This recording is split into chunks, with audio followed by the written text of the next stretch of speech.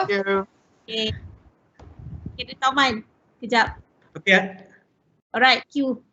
Yeah, Assalamualaikum and very good morning to everyone. So today we're going to have our session with our distinguished speakers.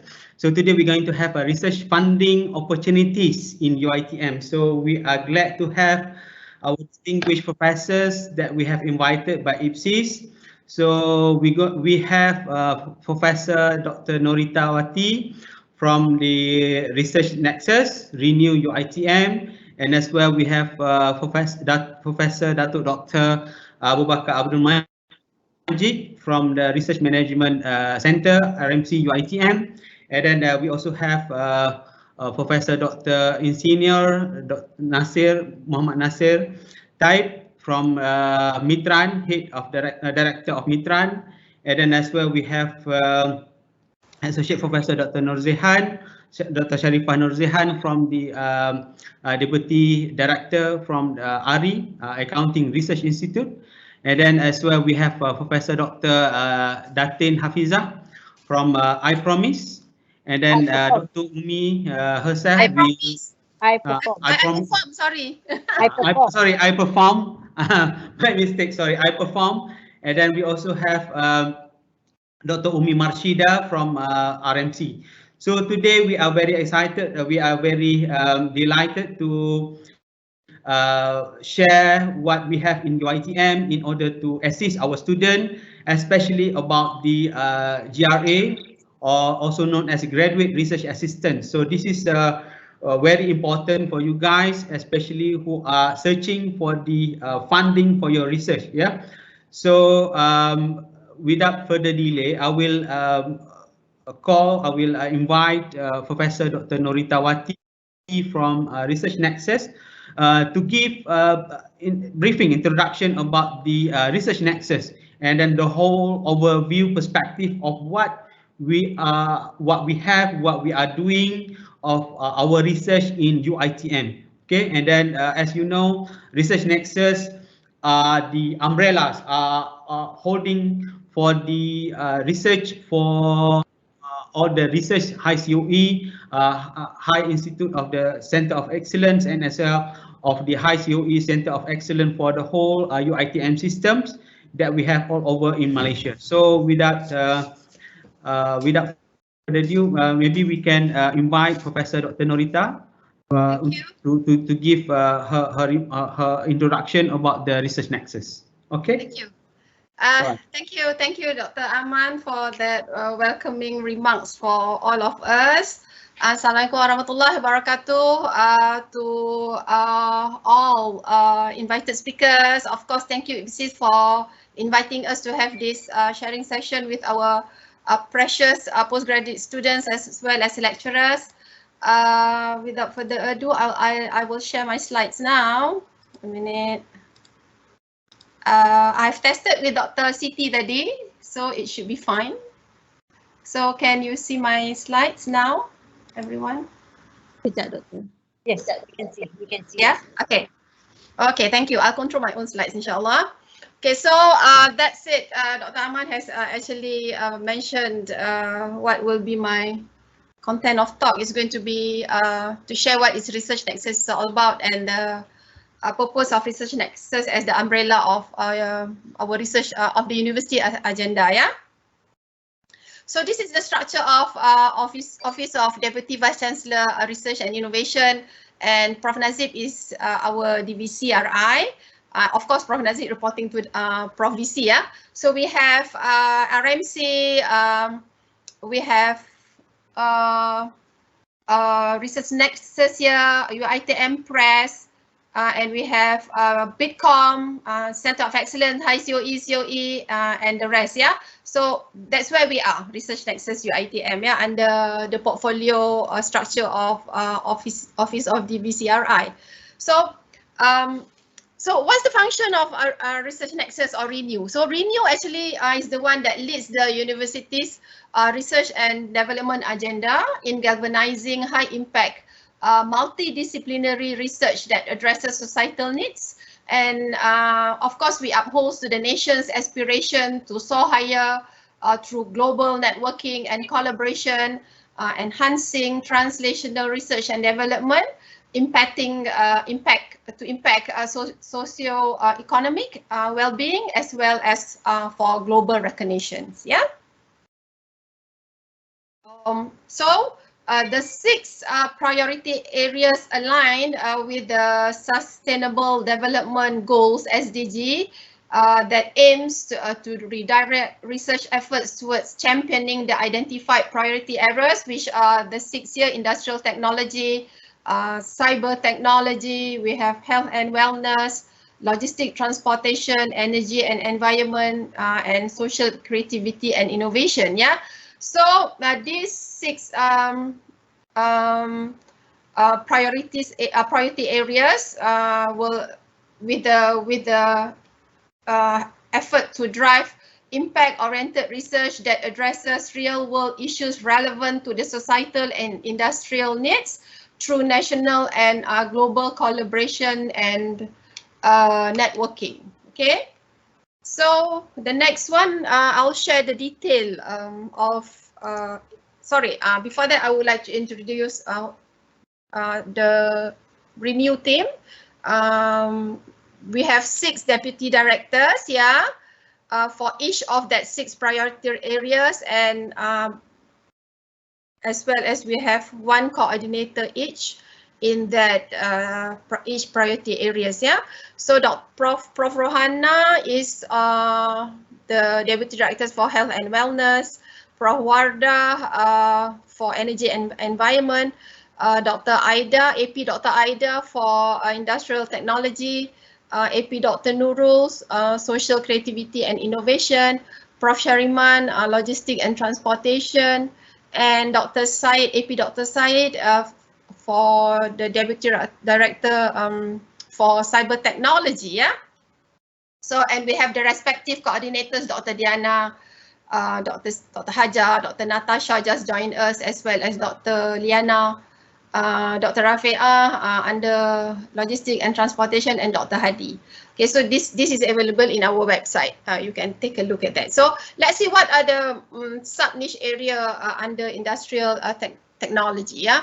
So this is actually the area that focus on advanced technology and engineering approaches covering the industrial application that includes advanced materials and structures, the smart manufacturing, production, chemical processes, plant engineering, infrastructure, as well as constructions. Yeah. So in line with the SDG 9 goals, which is industry, innovation, and infrastructure, as well as responsible consumption and production under SDG 12. So 4 sub-niche areas under IT, yeah, will be advanced materials, smart manufacturing, plant and process, construction, and infrastructure. So for energy and environment, that includes water security, renewable energy, environment and climate change, solar technology, biodiversity, and food security. So those are the 6 sub-niche area under EE, yeah, covering the major themes that I have mentioned to you, with the intention for essential for establishing the complex interrelations between technological, economic, political, and as well as behavioral aspects towards a more sustainable society and community. Okay, so that's the second one. We have the first one, industrial technology. The second one, energy and environment, under Prof Wardah and Dr. Hajar. Okay, so this is the detail, yeah, of each of the research interests under that 6 sub-niche area. You can see there, yeah, the like food security, which is the smart agriculture. Now everybody is going towards smart agriculture, yes, smart agro, and the biodiversity part that includes all the aquaculture, the solar tech, yeah, the renewable energy, water security, and of course the climate change. Okay, environment and climate change. So the third one is cyber technology that includes space and satellite, big data and data analytics, cyber security, robotics and AI, as well as smart sensors, which is under Dr. Syed and Dr. Hadi, the 5 sub-niche areas, yeah. So this is actually related to industrial 4.0, and we're talking about industrial 5.0 now, yeah. How can actually we provide as a solution provider for complex cyber tech towards sustainable industry innovation and infrastructure. Okay, let's see the 4th one, which is health and wellness, which is under Prof. Rohana and Dr. Diana. That includes preventive healthcare, sick care, rehabilitative care, genomics, non-communicable disease, and natural products. Yeah. So, of course, with the aims to promote health and wellness through all the research, basic, applied, multidisciplinary, and translational research. Yeah. Focusing on that sub-niche area that include precision health, biotech, life sciences, natural products, pharmaceuticals, and clinical research. Okay. So the 5th one, which is logistic and transportation, under Prof. Shariman and Dr. Hajar, that includes the transportation, logistic and halal hub, EV and AV, UAV and aviation. All that actually is related on the latest technology, on the innovative method related to transportation, effective logistic, risk mitigation, and also on the design management. Yeah, and some of the multidisciplinary research is the maritime transport and port logistic, smart mobility. We are talking about logistic here, retail, supply chain sustainability, as well as transport safety and security.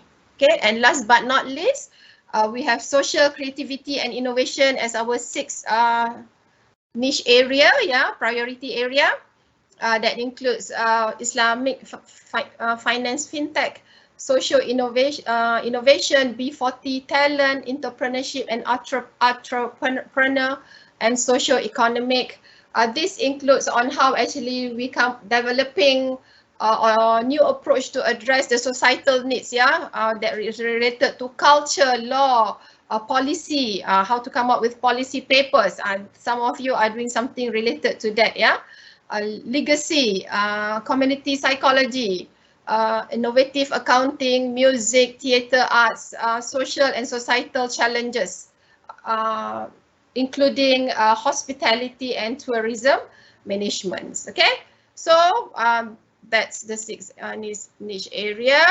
So Dr. Aman mentioned just now that we have our representative, Dr. Sharifah, from our high COE, yeah, which is Accounting Research Institute, and we have several directors of COE with us today. We have Prof. Datin Hafiza, Prof. Nasir, siapa lagi ya? And the rest are Datuk Bakar and ni kan. Okay, so this is our where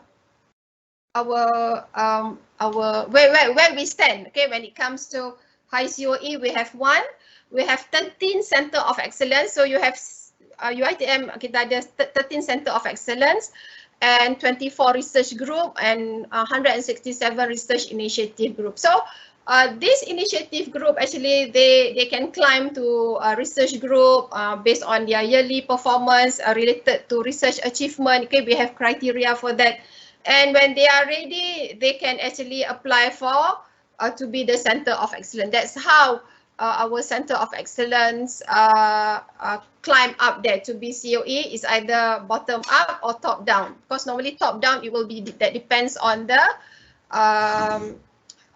niche area, like what Ministry of Higher Education wants us to champion. Yeah, so that will be part of a top down. So let me introduce you. Maybe you have known it, but let me share. Okay, our high COE director is Prof. Jamalia. Yeah, and for there's two categories as trust. Yeah, when it comes to Center of Excellence, is either service trust or research and innovation trust. Yeah, so for service trust, we have 3 COE under this category, which is Mitrans, Malaysia Institute of Transport.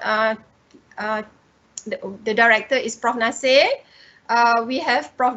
Dr. Jaafar Paiman for Institute of Business Excellence, or we call it IBE, and Prof. Dr. Sazli Shahlan Kasim as our director for Cardiovascular and Lung Research Institute, short for Cavalry. Yeah. So that's 3 category. Remember, we have 14, 1 high COA, 13 COEs, 3 service trust, and another 10. Yeah, these are all the research champions or powerhouse of UiTM. Yeah, we have ISAM, Prof. Yati. We have Prof. Datin Hafiza with us today.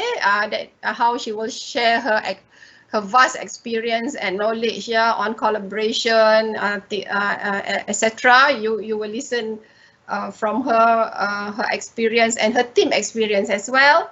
From iPerform, Prof. Hadiani, Aurins, Datuk Zaki, I Promise, Institute of Science, Prof. Dr. Zurina as the director, Microwave Research Institute, Prof. Datin Wahida, Solar Research Institute. I'm so sorry. Actually, we have new appointment, which is Dr. Nofri. Ini slide ni saya tak terlepas pandang, sorry. Just appointed, I think last week. And SMRI, Prof. Jupiter, Prof. Zul, minta maaf, IBSD, and our youngest one is Ibdai. Yeah, the director is Prof. Dr. Jasni. Okay, so this is the statistic for each of the research group and research interest group. According to each 6 niche area, we can see the big lump sum is actually here under social creativity and innovation, and here health and wellness, as well as IT and EE. Okay, we have we yet to do some initiative for logistic and transportation. This just to tell you the scenario, yeah, of what the statistic of research group and research interest group around you. Okay, maybe you are aware, maybe you are, I mean, or otherwise. Okay, so these are some of our research activity. Yeah, research activities. We actually conduct webinar. Most of our activities after March, after the pandemic, I mean, once the since March 2020 last year till now, is via webinar. Yeah, on how to apply grants. We invited those recipients that actually have success in that application. The recent one we have Sumitomo, we have Satraps, and the next on how to write journals, yeah, research proposals. So you students, you can always join our webinar, which is very good actually for you, yeah. And we have many sharing sessions with researchers that might relate or might you know, benefit you in your PhD journey, yeah. So how can you get this information on the webinar? Please go to TNCPI UiTM Facebook. We have all the information there, or you can also search under Renew website. Yeah, but the Facebook is the more we post everything there. Okay, so these are some of our collaborations with overseas international universities. Yeah, we have with the UK part, with the Poland, with Indonesia, many of it from Indonesia, with Sweden, yeah, and I think one Brunei, Sharif Ali. Yes, several more. Many is from Indonesia. We have with CMRU Thailand. Let's say if you want to get contact with them, you can always come to us via your supervisor. We will try to assist, yeah. RMIT Australia as well. So I just want to share that we have actually UiTM expert, yeah, that is the link. So what can you get the information from here? These are where more than, you know, close to 9,000 academics in UiTM, where you can actually find out what research fields they are working. Okay, you can easily look for any potential collaborator using keywords to seek advice, you know, on research methods, research collaboration, or similar things like that. Yeah, please go to our UiTM expert website. Okay, you just Google UiTM expert, it will lead you to that website, inshallah. Okay, upcoming activities, the recent upcoming, every Friday we have our Stay Motivated weekly research sharing session, yeah. And the next one this week, this one is for the social sciences, on how to prepare a policy paper by Prof. Dr. Jamal Othman from UKM. Finish, is it the time? And championing innovation and creation of impactful research by Prof. Asma. Oh, I missed the 10-10, sorry. Yeah, on the 20th October. So please do join us. Our upcoming conference, the SSR, are still open for submission. Some helpful tips. Yeah, I'll end up soon for our postgraduate. First one is work in group, break the silo. This is you know, the more the merrier. Two heads are better than one. So this will reinforce your skills that are relevant to both you. Okay, and because you know, when we work in group, we will receive feedback, challenge assumptions, and from there we develop stronger as well as you know, more complex problems can be solved, inshallah. Yeah, so national and international networking, that's important. I think this one Prof. Hafiza will explain better.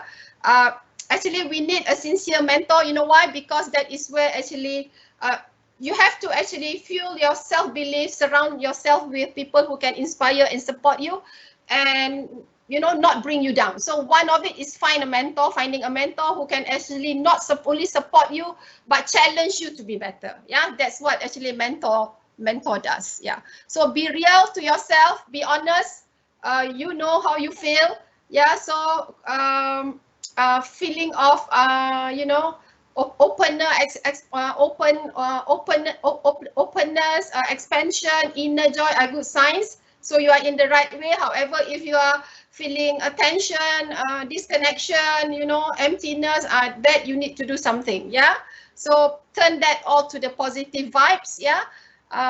Believe in yourself as well that you can do it. Yeah. So because you know why, during our PhD journey or your master's journey, we have the downs and ups. Yeah. Those are not failure. Okay, take it as new data, new experience, experiential learning, new information. Substitute those negative emotions like self-doubt or anxiety and replace them with empowering ones. Yeah, we are the one who control ourselves to be better. So fantastic writing skills, that needs practice. Okay, so before I go, anyone, who is this? Who are those people?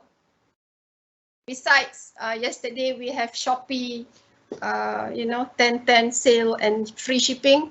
What else we have around us now? Okay, these are actually the Nobel Laureates for 2021. Yeah, that just announced last week, and one more recipient to be announced today. Yeah, so actually we are what we read. Okay, so yeah, I know that we don't plan to get a Nobel Laureate, but let's read how others attain them. And we have one very close to us, which is from Filipina. Yeah, Maria Ressa. She's a journalist. Yeah, the rest from physics, chemistry. So it's all about discovery, development. Yeah. So that's what you people are doing. Maybe one fine day we will have one from Malaysia. We don't plan for it, but what we need to do is actually, when you are doing your research, yeah, what required is the support, the knowledge, and passion. Yeah, passion to Canada. You need to have that passion to do what you love and pushing yourself to the limit. That's important. Okay, so I guess that's it. We'll wait for the Nobel Prize in Economic Sciences, which is about experimental, which will be announced today. Okay. All this you can get from the Nobel Prize. So all the best, everyone. Travel your PhD or master's journey well. Thank you. That's it from me. Assalamualaikum. Thank you.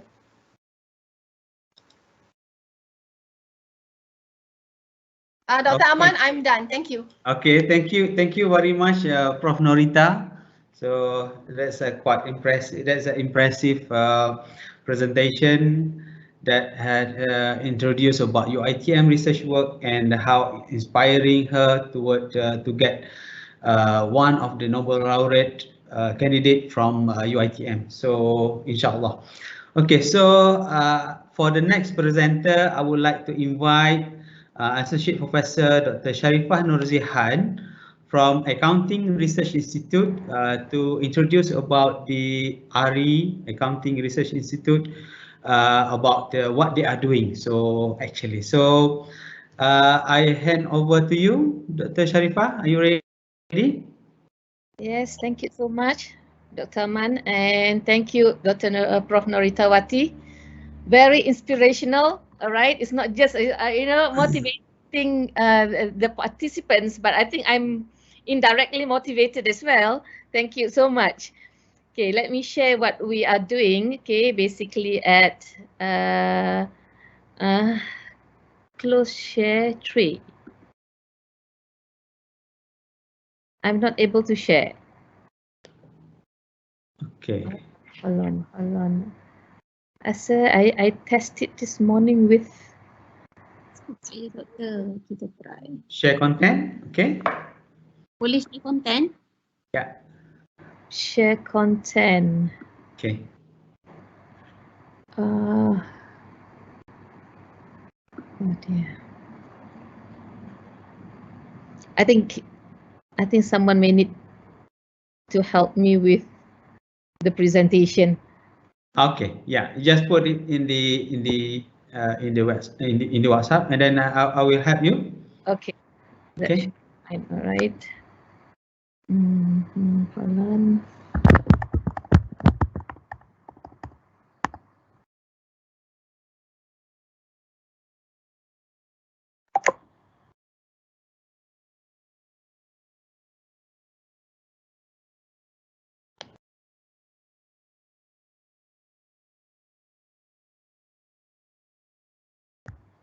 Let me try again.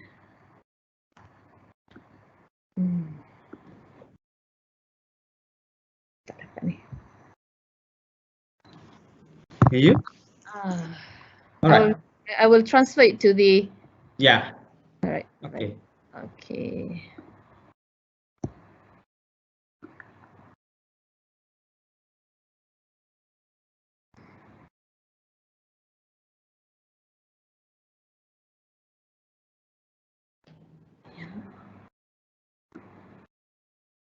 Okay. Have you got it? Not yet. Not yet. Not yet.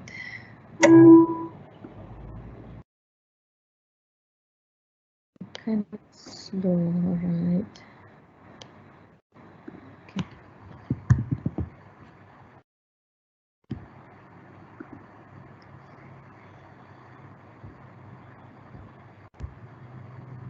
Okay. Second.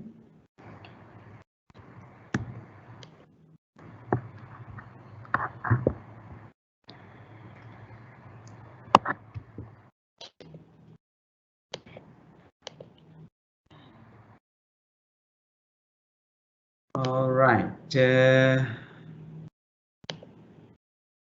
Okay. Can you see from the screen? Not yet. No, from your screen. No. Go to the content. Ada nampak? Yeah.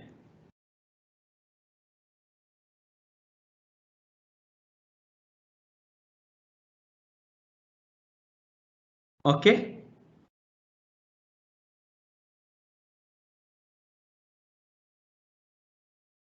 All right. Dr. Zihan?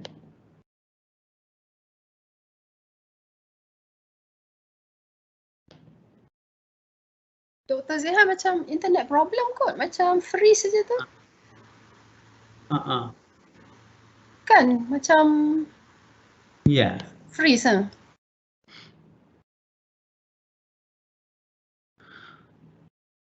Okay.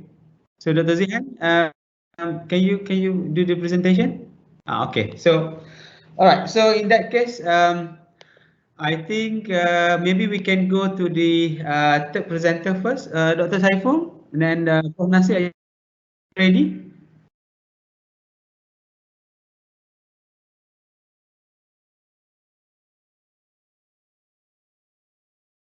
Assalamualaikum. Yeah. Is it? You hear my Dr. voice? Saiful? Hello, Assalamualaikum. Yeah, yes. Can you hear? Yes, we can hear you, Dr. Saiful. Clear? Yep. But it's a little bit. Can you make it closer to the? Your mic is a little bit. We cannot hear very clear. Dr. Saiful. Yes. Is it clear? Okay. Yeah. Can you turn on your mic and then as well your Turn video? on my mic. Is it Yeah. you very clear? Is my voice? Yes. Okay. Your voice is okay. How about your video? Okay. All right. And then yeah. So since Dr. Nurzihan has some technical problem, and then yeah. Okay. So can we have a presentation from Mitran? Okay. Okay, Dr. Saiful. Hello. Yep, Dr. Saiful. Dr. Aman, I'm quite ready to stand in if you. Okay. So all right. So yeah. So maybe we can pass to third presentation from Datin Hafiza. All right. Okay, Datin, you can turn on your microphone, your video, and then share your slide. Right. Okay. All right. Sorry for the technical hiccup. So maybe we can proceed with I perform from Professor Datin Dr. Hafiza. All right. Okay, so Prof. Datin, can you introduce a little bit and then yeah. Yeah. Can you see my slide? Can you see my slide? Yeah, I will put it on the slide. Yeah, I already seen already in the queue. Okay. Is the slide okay on the screen? Yes. You can see Yes. mine. Okay. Okay. Yep. Is my volume okay? Speaker? Yes. Yeah, okay. All right, thank you very much, Dr. Aman. Assalamualaikum warahmatullahi wabarakatuh. Very selamat sejahtera, very good morning to everyone. Thank you very much to organisers for inviting me. I'm delighted to be here today with all of you and for this sharing experience and discussion on the panel and Q&A later. So anyway, I'm Hafizah Nawawi. I'm Director and Principal Fellow of iPerform and also Professor Senior Consultant in Chemical Pathology, Metabolic Medicine of Faculty of Medicine. And I'm given the task to speak a little bit on postgraduate research funding opportunities. Now, iPerform stands for Institute for Pathology, Laboratory and Forensic Medicine, iPerform. It started off with FMS, Forensic Medicine Science, earlier on, and then it was rebranded. That was headed by a different director previously, and it was rebranded in 2015. I've completed my deputy deanship from Faculty of Medicine after 8 years building up the faculty and given the task to rebrand it, and this is what we are today. We rebrand it to iPerform. Okay, in terms of research niche areas, so these are our research niche areas. It's in atherosclerosis, heart disease prevention, and study of diseases. Okay, now there are 5 clusters in general. We have cardiovascular risk factors, prevention of heart disease and stroke, and that's really on non-communicable diseases. And under cardiovascular risk factors, the 5 clusters are CRFs in the prevention of heart disease and stroke. Number 2 is in natural products, functional foods in relation to atherosclerosis. And number 3 is on the pathogenesis and biomarkers of atherosclerosis. and number 4 on obesity, and number 5 on study of diseases. Pathology is really study of diseases, the pathogenesis and mechanisms of various diseases. Now the focus is on these 3 areas that I've mentioned to you about, and cardiovascular risk factors and prevention of heart disease mainly in epidemiology, looking at knowledge, attitude, practice, familial hypercholesterolemia, lipid disorders including low density lipoprotein, HDL, high density lipoprotein, as well as other risk factors such as hypertension, diabetes, smoking, lifestyle intervention, and healthy lifestyle. Now we have a big study on MyHebat study involving more than 5,000 people all over Malaysia, and currently we are actively writing on it, which is part of our LRGS. When we were involved with the LRGS, that was part of the LRGS. Okay, now the second niche area is in a cluster, rather is natural foods and functional foods. We have several projects where we look into the cardioprotective or anti-atherogenic properties of natural products, part of alternative what do you call functional foods and complementary medicine.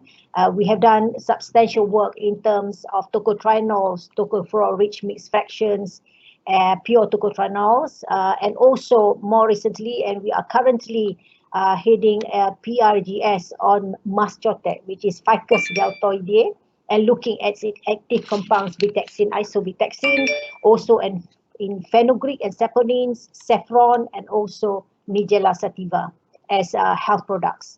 We also have a cluster looking at the pathogenesis of atherosclerosis related complications such as coronary heart disease, stroke, and peripheral vascular disease, and the process of development of atherogenesis leading to these 3 major complications, and also the biomarkers, novel biomarkers in terms of detecting atherosclerosis early. Okay, and the various biomarkers of atherogenesis that we focus on are in endothelial activation and function, inflammation, oxidative stress, prothrombogenesis, pleiotropic effects, and also adhesion molecules related to endothelial activation, and also the cytokines. All right, we also look at, other than CAD, coronary heart disease, we also look at sudden death. We also had a team previously with a research project looking at sudden cardiac death, and also on stroke, brain injury, peripheral artery disease, and looking at the surrogate markers of atherosclerosis, for example, the calcium score by the CT scan. And also we look at the genetic aspects of diseases, particularly, for example, in the molecular characterization of familial hypercholesterolemia, which I've mentioned to you about earlier. So molecular analysis of lipid disorders such as FH is one of them. There are many others. Also, we also have a consultant in rehabilitation medicine looking at rehabilitative medicine. Also on the development of kits, medical devices, AI, artificial intelligence, medical softwares, etc. And quality of life and well-being. We have been involved, our team have been involved with space medicine, Master Sheikh Muzaffar, and part of the Malaysian Space Mission at the Malaysian Space Program, looking at the space travel and the changes with the biomarkers of atherosclerosis, as well as bone loss in relation to the space, to the ISS, International Space Station, and in collaboration with Moscow, as well as Angkasa and MOSTI at that time. Following that ISS Malaysian Space Mission program, we were invited to collaborate with Moscow, the IBMP, Institute of Biomedical Problems, to look at the Mars expedition program changes with these biomarkers that we looked at in the space program, looking at its changes with prolonged isolation in confined space. So we were one of 3 Asian countries involved with that program. So that's quite an experience, very unique, but very enriching. The 4th cluster is on obesity. We have our team looking at central obesity, overweight, metabolic syndrome, and the various biomarkers in relation to that, other than the clinical effects. Lastly, the cluster of study of diseases and mechanisms of diseases. We have a team on forensic science, medicine, odontology, forensic radiology, forensic odontology, and entomology. And currently we have a TRGS, in collaboration with Ministry of Health and the Malaysian Society of DVI, Disaster Victim Identification, Ministry of Health, looking at drone-assisted technology from the forensic perspective. Okay, other pathogenesis study of disease involve the various branches of pathology such as chemical pathology, histopath, parasitology, microbiology, hematology, as well as other areas as well. Looking at psychosocial health and diseases, membrane technology, etc. Okay. Now, who are our team members? We have, this is our organizational chart. We have a total of 7 professors and 12 associate professors and 3 senior lecturers. And as fellows, we have a total of 6 fellows and 15 associate fellows and 1 honorary fellow from another university.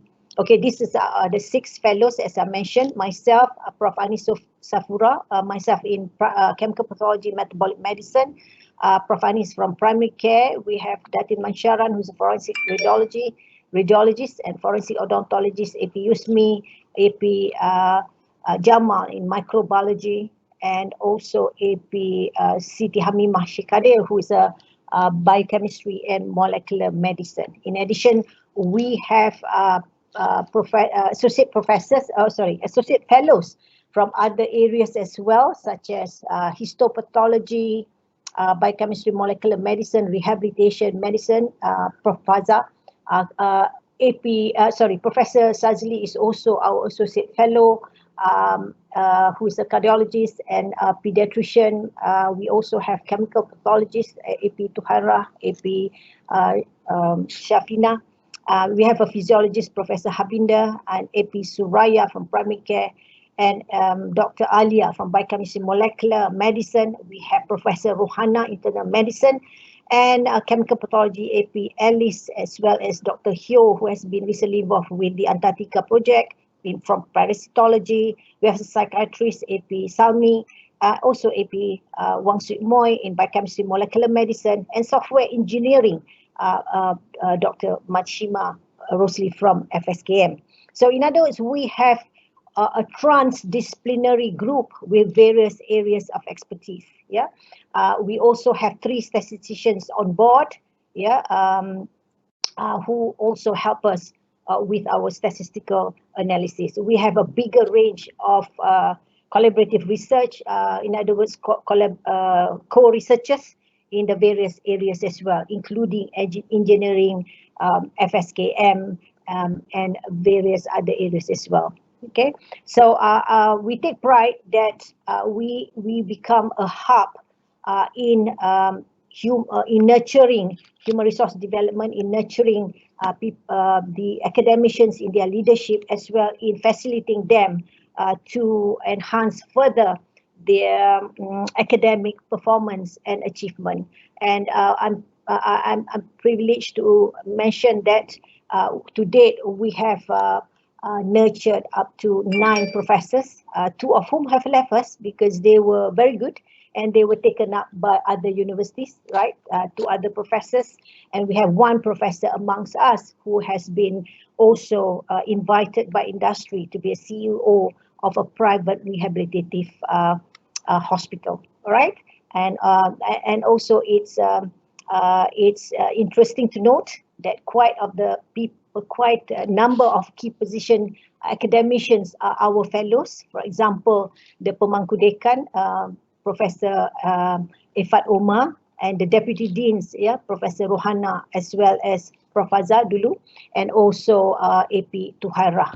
And we have 2 key people from the hospital as well, Professor Sazli, as well as AP Suraya from Sazli is the Pengarah Hospital HUKM, not HUKM, HUiTM, dan juga AP Suraya on board. So, and many heads of departments as well, highlighting the fact that it does not mean that if you are holding a key administrative post, let alone a facilitator, you cannot be involved with research. So I take pride that Alhamdulillah, We have key people in various organizations who are fellows and continue to be so while wearing different hats. As usual, as an academician, we wear 5 different hats, and one of which is really research and supervision, other than administration, teaching, services, public education, etc. Thank you. So, and the other point that I would like to highlight, that we have an ordinary fellow from another university, University of Defence, dan juga we have 2 visiting professor, which I don't have on the slide. We have Professor Nadim Qureshi from University of Nottingham, who is collaborating with us on the NOAF grant, and we have Professor Gerard Watts from University of Western Australia, who also our main collaborator. So anyway, this is our 2 postdocs and also our support staff, ASOs and the clerks. Yeah. Okay, postgraduates. So just to highlight to you that we have a total of 44 active in 2021. We have a total of 19 PhD enrolled and 12 clinical masters enrolled, and also MSc, 13. So that's a total of 44. And these are graduated postgraduates from 2015 up to 2021. We have a total of 30, consisting of 13 PhDs, 6 clinical masters and MED, for professional masters, which is a 4-year program, and the MSc program 11. So total of 30.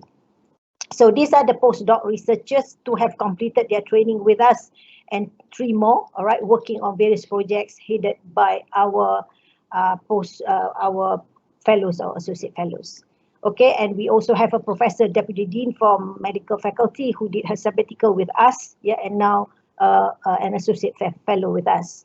So we also train research assistants. So these are the currently active research assistants, and the last 5 years we have quite a number whom we have trained. So another powerhouse for human resource development. We also have elective students and several more coming this year. That's from UTA, and we got several more from SEGI who has applied to come in as their industrial training or elective rotation. We also have attachment for the medical students who have graduated while waiting for their housemanship.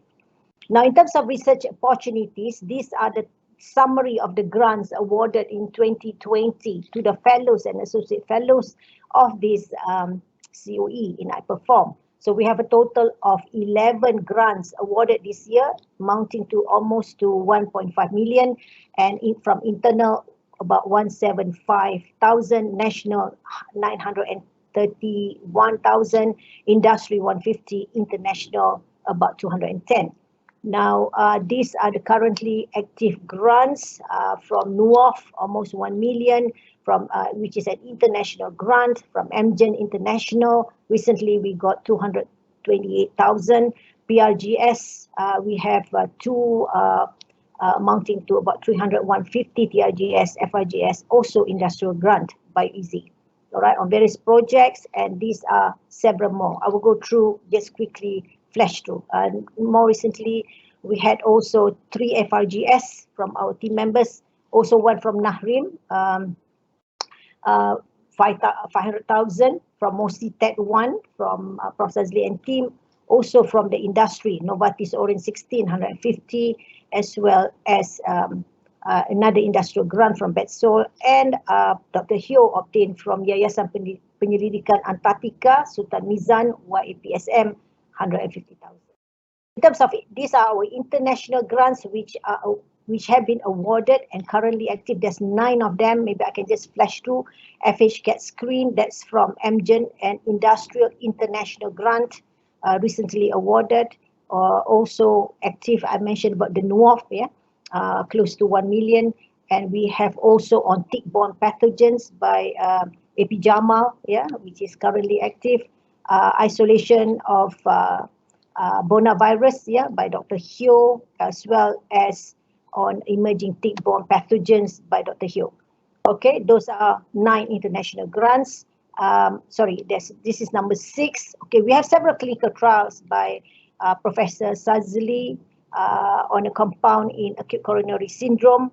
and also another one on finerenone in diabetic patients with chronic kidney disease, to Prof. Rohana. And we've got also another one, international grant for improving the care of FH 10 country studies, which is about to be, almost completed, and also rivaroxaban in patients with PCAD by Professor Sazli. Okay, in terms of industrial grants, we have a total of 9, mostly clinical trials, and there are some non-clinical trials like that from Dr. Hyo. There's 2 here, all right, and also another clinical trial here, semaglutide by Prof. Rohana and AP Sazli, again Rohana, clinical trials, and also there's another one on clinical trials as well here on ininectide, and also another one here looking at randomized double-blind placebo-controlled, looking at canagliflozin, in renal cardiovascular outcomes in type 2 diabetic patients. And another one on PCR-based molecular analysis kit for patients with FH, that's the BioEasy grant. So national grants, we got quite a handful, about 20, which I will not go through, sorry, there's 20 of them. So just to flash through FRGS, several FRGS there. And also we got from Nahrim, which is quite big, 500,000. And then we've got another one looking at the microRNAs and development of hypertrophy and adult heart model, on organic pollutant, as well as resveratrol against dexamethasone-induced extracellular matrix remodeling. That's again by AP Hamimah as the PI. Okay, more national grants, that's on the Empower Sustain Prototype Metabolic Syndrome by Prof. Anis, Prof. Azhar, looking at data science platform for smart upper limb specificity, as well as molecular diagnostic kit in FH. That's me and my team. And also PCSK9 inhibitors as in patients with PCAD, again FRGS by me and my team. And also we have in DVI, this is the TRGS Project 2, together with Prof. Norita and Dr. Amirul from Business Social Science, as well as Engineering. Okay, we have another one by Datin Mansharan looking at diabetes type 2 patients. That's again another FRGS. Okay, that's another PRGS here, and in the interest of time, I just flash through, right? I will show you what are available for grabs later. Okay, so internal grants, I won't, there's so many of them, but I just show 2, which is above 50,000, which is our cutoff for COE, Prof. Anis, on Empower Sustain project, and another one by Datin Mansharan. Okay, in terms of what are the openings, so this is probably the most important slide for today's presentation. There's a total of 8 that we have. We are looking for 2 PhDs, 4 masters, and 2 RAs. And what are the projects for PhDs? 2.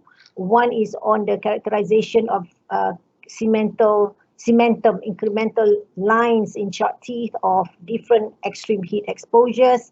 And the other one, which is FRGS, another one project on the looking at persistent organic pollutant dioxin on reverse cholesterol transport pathway in HDL in adipocyte cell culture work, I presume. So that's 2 PhDs there. And masters, we have room for 4 postgraduates. One is looking at implementation of FH-CAT screen for an electronic FH screening and categorization in primary care, and the perhaps in IJN as well from Ministry of Health. We probably have room for 1 MSc GRA. Another one is looking at the psychological abuse, cyberbullying, and psychiatric disturbances in intimate partner violence cases. That's by AP Salmi, all right, 1 MSc, and another one, development of bioenhanced mastocytic ficus deltoid formulation as a therapeutic supplement for metabolic syndrome. That's AP Suhaila and my team. All right, so this one we have room for 2. So the first one we have room for 1, which is an international grant, another 1 FRGS, and another 2 PRGS for Masters GRE. Okay, and for RAs, we have 2 vacancies. Another one from Prof. Anis on Empower Pass Sustain Self-Management mobile apps, and the other one looking at the NUOF grant. Basically, we have room for 1 more RA. We have employed quite a number from this project. Okay, so in terms of this, now you can relax. I just want to show some pictures. This is our infrastructure, the IMMB, which is a shared facility between iPerform and Faculty of Medicine, where we have cell culture laboratories, facilities for tissue culture unit, as well as the Center for Pathology, Diagnostic and Research Laboratory, CPDRL, which I first was involved with the team to set that up when in 2004, when I first became the Deputy Dean for the faculty. So it's a shared facility, all right, between the faculty and the Center of Excellence. Now we've got the imaging unit in IMMB. We have molecular biotech unit, the RNA lab, DNA lab, as well as the protein lab facilities in IMB, which we share between the researchers and the postgraduate students, okay, based in Selayang as well as Nebulo campus. So these are the some of the activities we have. You can see the faces of our PGs with regards to their laboratory work in the animal lab and the cell culture lab, as well as the molecular lab. And some of them are involved with the health screening programs, which we have conducted over the last maybe 7 years or so, and to inculcate a total of about 6,000, close to 6,000 participants all over the country, most parts of the country, regions, and most countries, including Sabah and Sarawak. So, and also we had a lot of support from UiTM state campuses in doing this Heart and Mind program. So these are some of the innovation exhibitions which we won many gold medal awards in the ITEX 2017, Pecipta 2019, ITEX 2019 as well as UIF 2019, etc. Many more, but this is what I could find for the presentation today.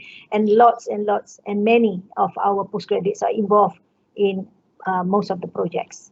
Okay, these are some of the conferences that I would like to highlight in terms of our students. Suma won the Best Presenter Award at the Asia Pacific Society of Atherosclerosis and Vascular Disease in Taipei, and that's their presentation. We presented about 6 to 8 papers at that meeting. We also have our postgraduate students and postdoc in Lisbon, Portugal, to present at the European Atherosclerosis Society 2018 and again 2019 in Maastricht, Netherlands. Yeah, so these are some of the postgraduate students with the postdoc and their supervisors, right? And that's in Netherlands, and I think that's a very enriching experience for them. I would like to share good news that AP Hamimah has just graduated Dr. Muhammad Daniel as our GOT PhD student 2021. He has published a total of 4 papers, 2 of which were Q1, Q2, JCR Q1, Q2, 1 Q3WS, and 1 Scopus Index. And he presented papers in 3 conferences. A wonderful achievement, and it should be exemplary to all the supervisors and the postgraduate students. So these are some of the graduation photos of our postgraduates. And I would like to show you, this is our corridor of postgraduates, where we have the postgraduate student with the supervisory committee, and that's the abstract of their thesis, be it masters or PhD that they have completed. These are graduated postgraduate students, yeah. And we put it on the corridor so that all of us and our visitors could enjoy reading their abstracts of their final submission. So these are the JCR Q1, Q2 high impact journals produced or published by the supervisors together with their postgraduate students, yeah, to show a few. And also postgraduate publication in abstracts and journals and proceedings in journals, and also some research books written together by the supervisors and the postgraduate students. To share with you, that Sukma, who won the Young Investigator Award 2019, we're so proud of her because there was only 1 award from the International Atherosclerosis Society, and it was given to our postgraduate student. Alhamdulillah, the only one award by IAS, yeah, in that meeting. And this is another 1 Young Investigator Award of one of our students at the ES Congress in Prague, right? We also have another postgraduate student by AP Yusmi, who is the winner of International Association of Dental Research, or Best Overall Postgraduate Research Project. We also have some of our students, Pembentang Terbaik Monitoring Progress 2020, and more recently we have Amira, our PhD student who won the third prize for UiTM 3 minutes thesis competition. Alhamdulillah. Okay, there are many more, but whatever I can show. Okay, we take pride that there's two of our students, postgraduate students, Aimi and Amira, PhD students, who won the European Arthroscosis 2021 Young Investigator Fellowships. Alhamdulillah, which is an international recognition for our team, and several others like the Diamond Award, MNF Network, thesis in 5 minutes, AP Alice and her student Iman Nabila, as well as Best Oral Presentation Biomarker Discovery, also won in 2020. And another one, Best Oral Presentation at the e-conference Biotech, Bioinformatics, Biomedicine 2020 by Hidayah, and this is by Noor Ain Farahim. Awards at the Medical Innovation 2021, we had Hidayah, who was working on the FH variant Kesan kit, right? And she won the gold medal 1 minute pitching contest and the first prize for the top 3 innovation students category and gold medal award from the same project for virtual international medical innovation competition. And we had another student, Iman Nabila, who had a silver medal award and bronze medal award for 1 minute pitching, as well as innovation, virtual international med innovation 2021. So anyway, this formed as an enriching experience for our students to present their work with their supervisors in competitions, be it at the internal, national and international. So lastly, this is the happy faces of iPerform family, under duress sometimes, but nevertheless with great satisfaction. I hope with the academic achievement that we try our level best to achieve. With that, thank you very much.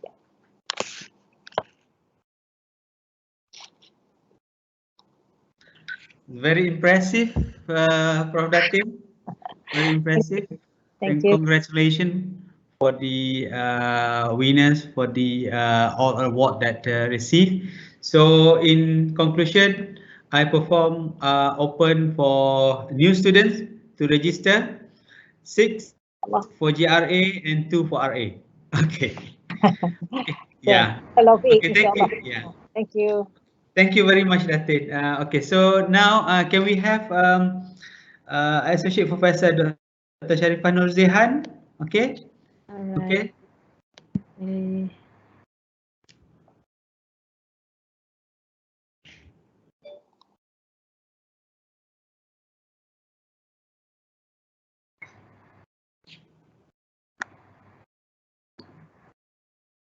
I think someone needs to share the slides. Oh, okay. All right. Okay. In that case, I will share the slide. All right. Sure. Okay. All right. So hang on a second. Okay. Oh yeah. Okay. Dr. Nurzihan, you can.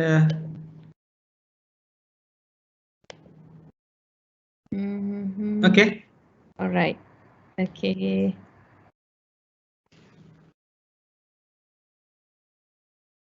Thank you, Dr. Aman. Assalamualaikum and good morning to everyone. At the moment, I can't see any slides that's on my screen. Okay. All right. It's not finally appearing. All right. Thank you so much. Okay. So basically, I'm representing the Accounting Research Institute, and we are actually located at level 12 Menara Sultan Abdul Aziz Shah. Okay, that's the most, I think, the oldest building basically in the main campus. All right, which you can actually see from the Federal Highway. So we are actually located at level 12. That's the main office, but we do have student facilities, which is actually at level 7. Next slide. Okay, I'm representing the Accounting Research Institute. Okay, I'm the Deputy Director of Research and Innovation, and I just took this particular post recently. And my task is basically to oversee the research and innovation that's taking place at RE. Right, next slide, please. RE is actually known as Accounting Research Institute, very much known as ARE by especially outsiders, all right, rather than Institute Penyelidikan Perakaunan, all right. So we actually started as a research interest group way back, more than 10 years back, all right, when we were at section 17, it was actually section 17 campus back then.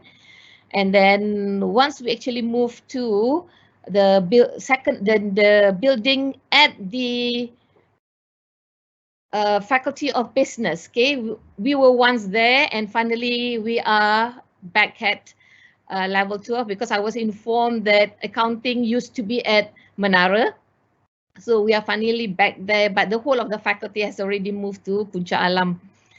So we are coordinating 7 multidisciplinary research centers, which are known as units of excellence.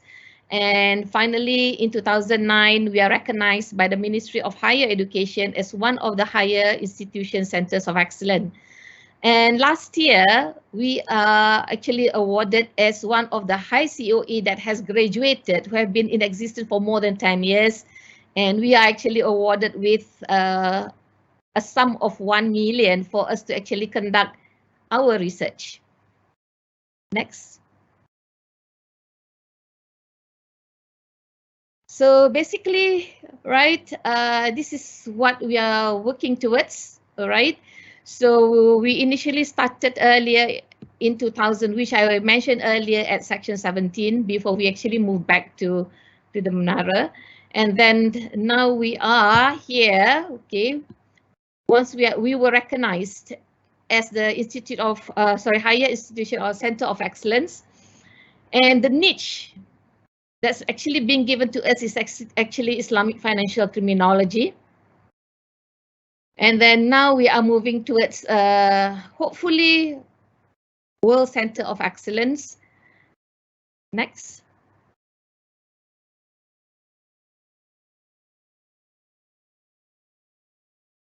Next slide, please.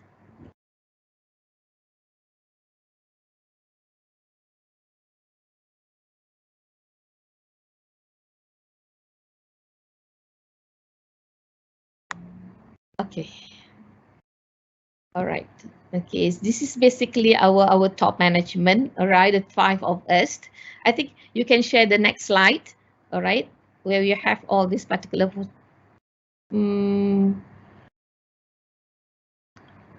Okay. So in RE, basically we have only about 14 full fellows. And then we have about more than 44. Basically, currently we have 44 associate fellows registered with us.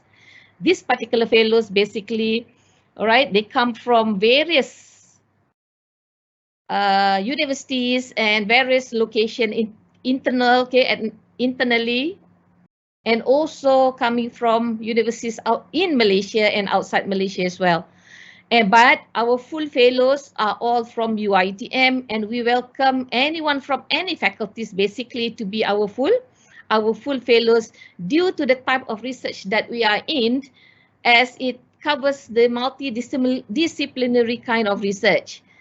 So with the assistance of I think having only 14 full fellow is not enough for us to actually move forward without the assistance of our associate fellows from within UiTM and outside UiTM and international as well. So basically, okay, we have to run research that are actually based on this particular 4 clusters. Next slide.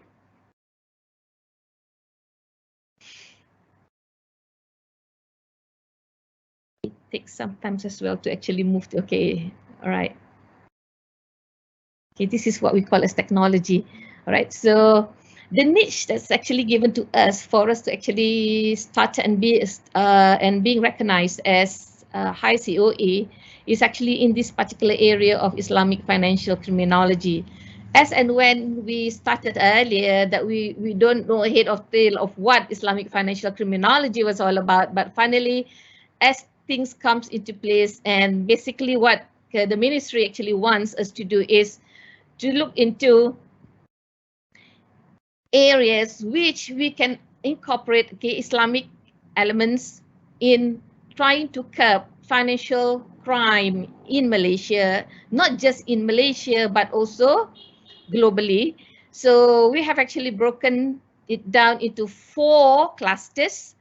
We have the aspect of governance and Sharia compliance. All right. We also look into corporate integrity system and ethics, and anti-money laundering and mitigation, and methodologies in financial fraud detection. And on top of this particular 4 clusters, even though that what we have written here, we only write research area that are very much inclined towards, you know, Islamic based, but the kind of research that we are in is not so much on, you know, detailing out from the Sharia argument about this particular financial criminology, but it's rather like, you know, having an interdisciplinary kind of research by putting together what financial crime is all about and how Islam, the teaching of Islam can actually assist us in ensuring that we are able to actually mitigate this particular financial crime. So any aspect that you would like, especially for our postgraduate students, all right, and for those of you who are inclined towards joining us, okay, perhaps you can actually tailor your research towards our clusters, which is basically on governance or Sharia compliance, and it can be associated with financial criminology, all right, and any aspect that you would want to look at, and by incorporating this particular ethics elements or corporate integrity, or perhaps you want to look into anti-money laundering, and basically risk is also part of this, even though you see here that ethics and risk are very much covered under corporate integrity system and ethics. But these particular elements of corporate integrity, ethics, and risk management can also be covered under this particular cluster of governance, Sharia, and compliance. Basically, there are a lot of interdisciplinary kind of research that we are actually doing at RE. And we also have methodologies in financial fraud detection, and not to forget as well, all right, currently we are actually doing research in the area of terrorism financing. All right, this is the research that we are actually collaborating with the Ministry of Home Affairs.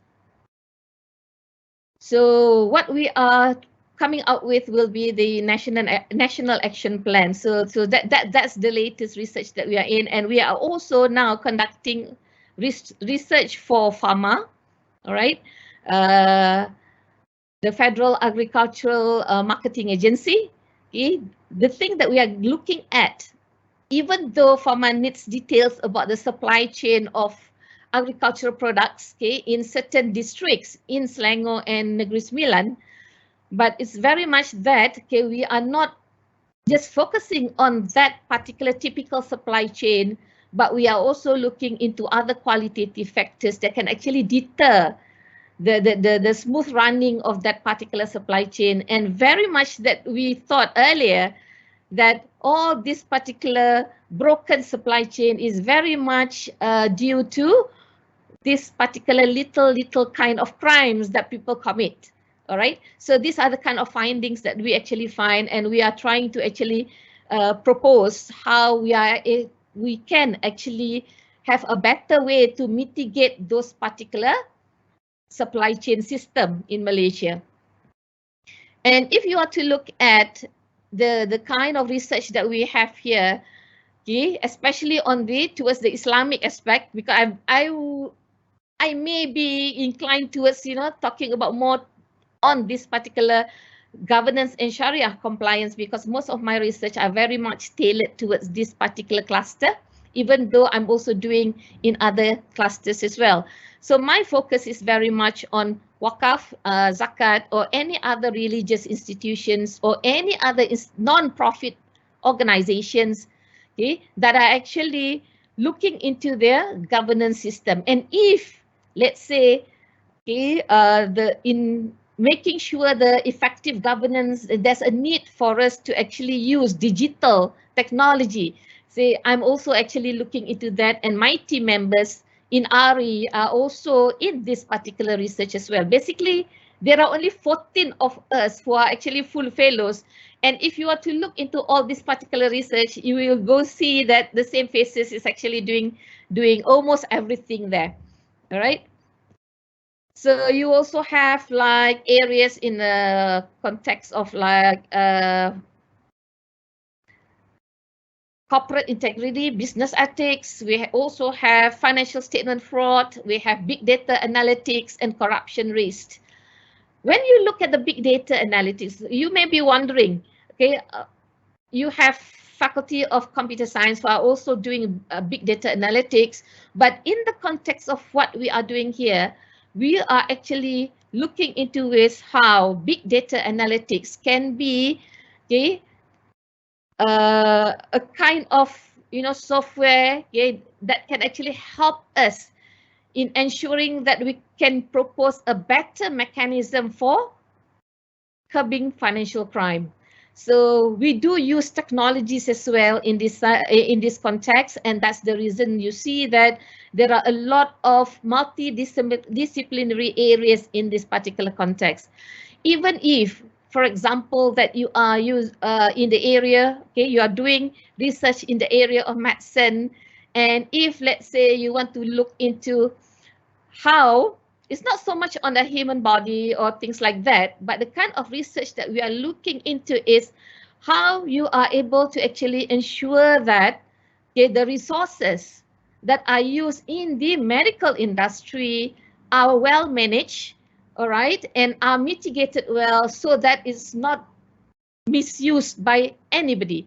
So that's where we are trying to put, you know, governance in place to ensure that all these particular resources are well taken care. So basically, that's the kind of research that we are actually doing at RE. Later on, if let's say you have any other questions, perhaps you can actually, you know, ask. We to really explain on how multidisciplinary actually takes place in RE, all right, there are a lot to share.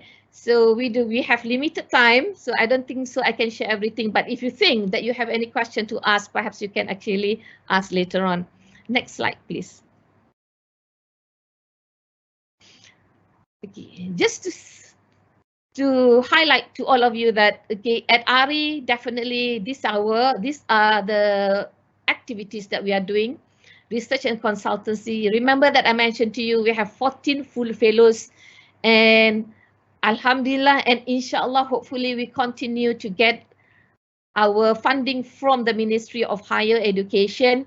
And it has been in the past that we do get an amount of 1 million every year, okay, for us to actually conduct research.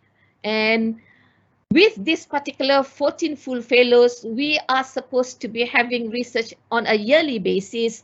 And just imagine, this is the minimum number of research that we have to conduct every year. And definitely, all right, we need assistance in this particular context. And all of this particular research will be well distributed into that particular 4 clusters that I've mentioned to you earlier. Next. Okay, these are some of the examples, some of our clients where we have actually done consultancy and research with. Basically, Lembaga Zakat Selangor, Yayasan Wakaf Malaysia, Malaysian Institute of Supply Chain, Kementerian Pendidikan Malaysia, okay, our Higher Education Institution, Ministry of Higher Education, talking about Ministry of Higher Education, the current research that we are in and is in our final stage is basically on the effective funding for government, for public universities. Okay, is coming towards an end. So, and we also have research with the Institute Integrity Malaysia, Agensi Inovasi Malaysia, Lembaga Hasil Dalam Negeri, that is Badan Pengawasan Kewangan Indonesia as well, and the government. This one is actually the government of Australia. I think I missed out the word Australia there. All right, where we had the Asian Virtual Business Plan Competition. All right, which was actually held in Australia. Next.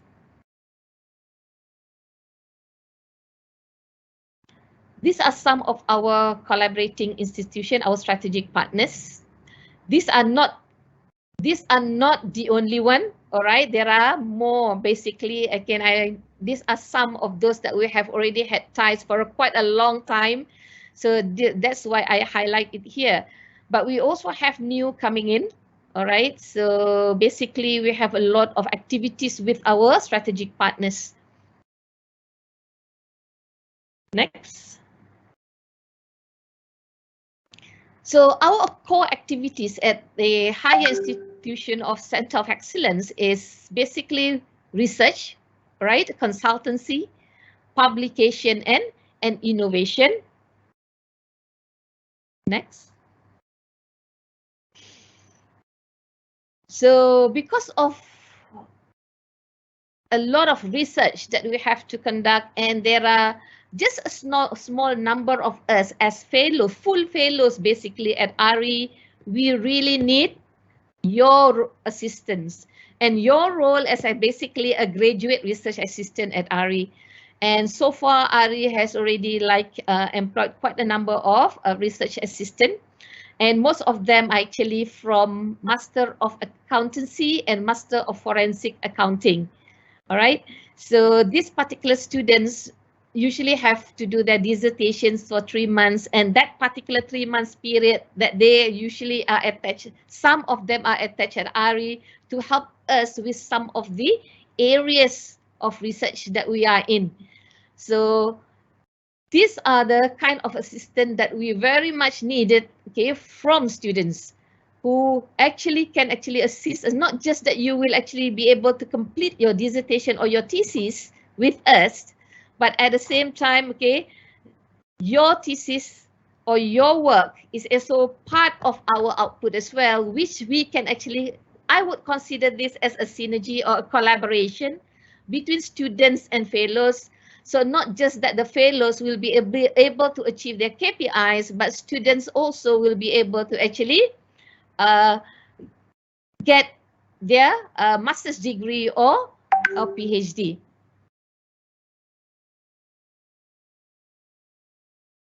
Next slide, please. I think I'm losing. All right.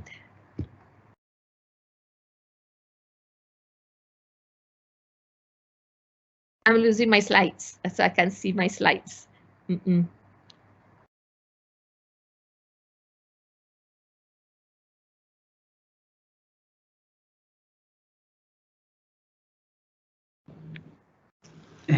you see the slide now? No. Okay? No? I can see the slide, yes. So if let's say if I would just to explain to them what it is all about, it will be fine as well. Right. Okay. As I mentioned just now that you are very much needed, okay? Not just that it's a win-win situation between fellows, okay? Yeah, I can see it already. Thank you. So not just that it's a win-win situation between fellows and the students. Basically, I would say that this is a good teamwork between not just the researcher, but also students who are also, okay, in their training to become a researcher. Okay, so you get your qualification. We also get our, we can, I would say, achieve our KPIs as well. So I think both parties will actually benefit from this. So in the context of the kind of assistant that we really need from our graduate research assistant is actually in this particular 3 main areas. Okay, research and consultancy, not just that, okay, you are going to do your research, but you are also helping us in running that, doing the technical matters, okay, in running our research For example, like all these particular phone calls, you know, getting ready, it's like a personal assistance as well. And at the same time, you're also doing your research, helping us to collect data and analyze the data under the supervision of the fellows. And at the end, in preparing those reports, you are also actually preparing your thesis or your dissertation. All right, so it goes together. So the fellow will get what they want, and the students will also be able to achieve, all right, their targets as well. And along the line, in doing that particular research with our fellows, okay, you are very much needed to help us in publications as well. For example, okay, if I'm giving this particular example from my experience, not other fellows, but other fellows are also doing the same thing basically, but it's easier for me to relate what I'm doing, all right, with why I really need the graduate research assistant is that, okay, we do have our areas of articles that we want to do. We do have our, you know, our write-ups, but our write-ups, okay, are not complete. It will not be complete without the support from the literature. And we also have other works that we need to actually do that will need the research assistant or graduate research assistant to assist us in things like literature search. All right. And when you do that, all right, you are actually learning how to actually search for resources as well, not just for the articles that we want to write, but at the same time on the thesis that you are writing. All right, so basically it's killing two birds with one stone. All right, you assist us, you are also actually assisting yourself, but basically with the kind of articles that we are writing, you will be guided by our fellows, and at the same time as well, all right, you also assist us in searching for all the journals for publication. And at the same time as well, you are also doing, on top of the articles that you are writing for the fellows, you are actually writing it for yourself as well. And remember, as a graduate, okay, a PhD student especially, you need to publish at least 2 articles. So having 2 things together would make it easier. And along the line as well, we also have innovations, okay, that we have to actually participate, and sometimes we organize as well. So very much that your nature of work is around this particular 3 core activities. Next, please. And as a higher institute of center of excellence, not that we are only having that particular 4 areas as our core activities, we also have other activities at RE. Like, you know, we have our yearly conferences, we have yearly webinars, workshops, okay?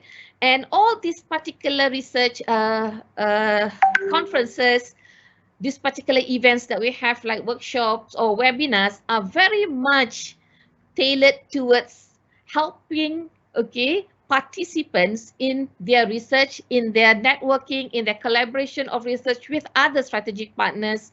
And usually our graduate research assistant will be participating in this as well. So you get an opportunity, sorry, you get an opportunity to actually present your papers as well. And you get the opportunity to do networking, all right, to meet with other members of our strategic partners. And these are very much, I would say, the yearly activities that we have. And excuse me. And most of these particular activities, they are not just conducted locally in Malaysia or within UiTM. We also collaborate with other universities in Malaysia. And we also collaborate with universities outside Malaysia as well. This is where previously, before the MCO, that our graduate research assistant really enjoy, because not just that they are able to attend these particular conferences and getting good, I would say, input for their dissertations or thesis, but they are also, okay, being given the opportunity to travel as well with us. And quite a number of our research assistants have assisted us in this particular events and have also actually accompanied us in, you know, in an international event and travel with us as well. So I think quite a number of them, okay, have got this particular experience, but unfortunately those who joined us during MCO may just have to enjoy the virtual traveling, okay, via the webinar. Next, please. Okay, one of the immediate vacancy for GRA is actually on sustainable reporting, because Dr. Alice Susanna just got a grant, okay, under the Ministry of Higher Education. So she was actually, you know, telling me that she needs a GRA, and you can actually email her. Okay, her email address is here, and please CC it to us, to me, and my coordinator, okay, Dr. Aida. Any successful application, you will be notified. But basically, before we actually confirm that we are taking you in as a GRA, you need to actually undergo an interview. Next, please. You can actually download our, this is how you can apply. You can download RA application, okay, form from our website, complete it and email it to me and my coordinator. And if there are any vacancies, we will actually call you, okay, for an interview first. Okay, once you're successful in that particular interview, then we will let you know whether you will be joining us or not. So what I can say is that this time around is actually a very good opportunity for you to actually apply, because most of the research fellows grant are actually, you know, ending this end of the month, and we are starting our new grant, okay, from the Ministry of Higher Education, starting from 1st November this year, and it will end next year. So some of our grants for a period of 1 year, and some of our grants actually are for the period of 2 years. Okay, so you don't have to worry. Perhaps let's say if you still want to be with us, and if you have built your rapport with us, we might actually, you know, employ you again as our GRA for our different grants, and that's how actually it works, right? So throughout, you will be assessed, all right, in terms of the performance as a GRA, and to see whether you will continue to be our GRA in the forthcoming events or in the forthcoming research. So not just that you will be, the GRA is in the context of assisting fellows, but we also have some other activities at RE which actually need some assistance as well. Okay, I think that's next. That's the end of, I think the question is to be left towards the end. I think that's all. All right. Thank you so much. So I'll just wait if there are any question later. Thank you so much. Okay, thank you very much, Associate Professor Dr. Nozihan. Okay. So there are one immediate vacancy at RE, and then maybe several more. Okay, so then you can contact with the email that have been shown before. Okay, so for the next presentation, can we have Dr. Adiba or Dr. Saiful? Yeah, Dr. Saiful, are you ready, Dr. Saiful?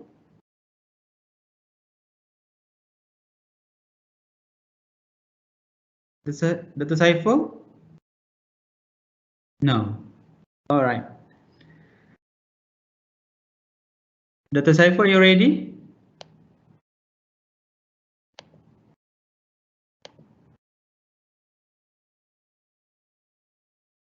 Okay, in that case, I will proceed to invite Professor Datuk Dr. Abu Bakar.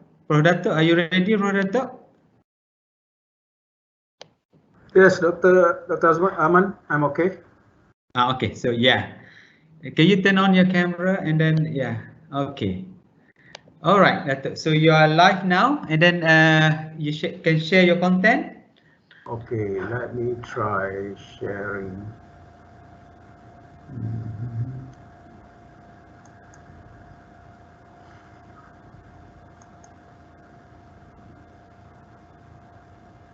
Is it on the screen now?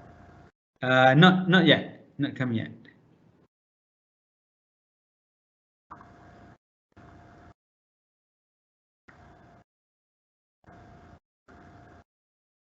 Can you go to the screen?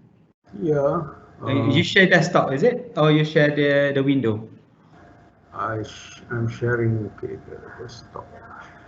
Okay, let me try again. Okay.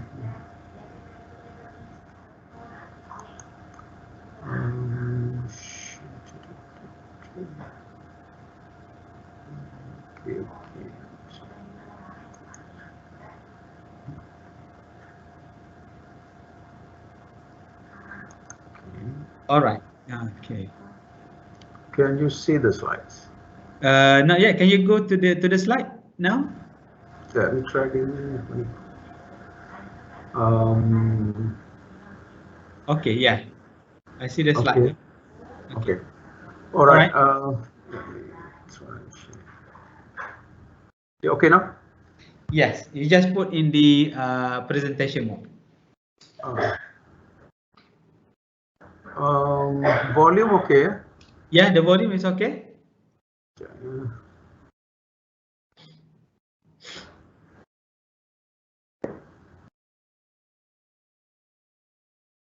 Okay. So the slide is okay, Dr. Aman, Yes, the slide is okay. Okay. Firstly, thank you very much, Dr. Aman.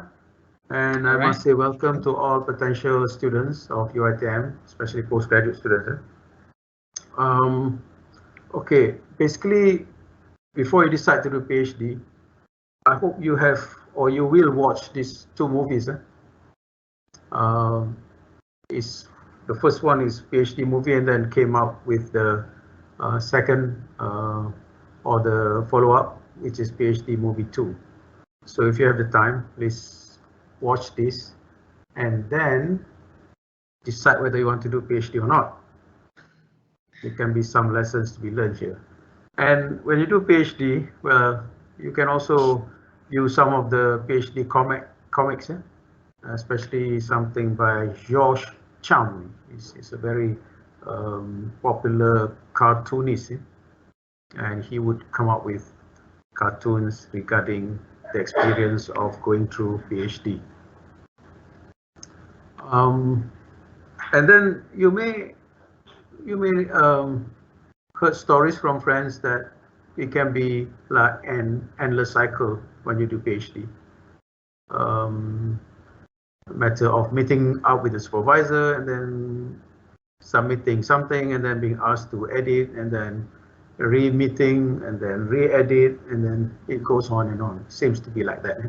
So just go through and try to find out where and how this can make you interested to do PhD. But in the end, everyone who has done PhD will tell you that it's been a fruitful experience. It's been most rewarding experience once you get a PhD. All right. Basically, to go through UiTM quickly, as we know, UiTM, we've gone through from Dewan Latihan Radar right up to a university. So right now we have more than 500 academic programs, and that include PhD master's programs that some of you will be enrolling in. And total students, we have about 160,000. That includes about 10,000 of postgraduate students, which we intend to increase to 20,000. Sorry, Dato'. The slide is not moving. Can you change the slide? Oh, okay. Tak move langsung daripada first one. Yeah, it's only on the first slide. Okay. All right. Yeah. Okay. How about this one? Yep, it's okay. But can you put on the slideshow? I'll put slideshow. Yeah, situ. Or the time, do you have the slide with you or not? I sent to you today. Yes, I also have this your slide with me. to run from your side. Let me stop sharing here. Okay.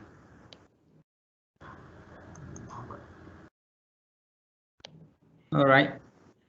Boleh. Can you see the slide?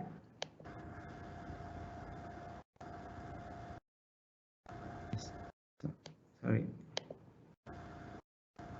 All right. Seconds here. Okay. Can you see the slide, Dato'?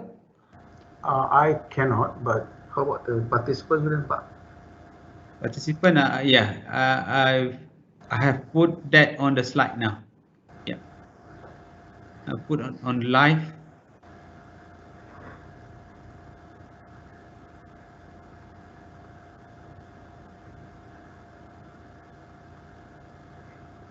Yep.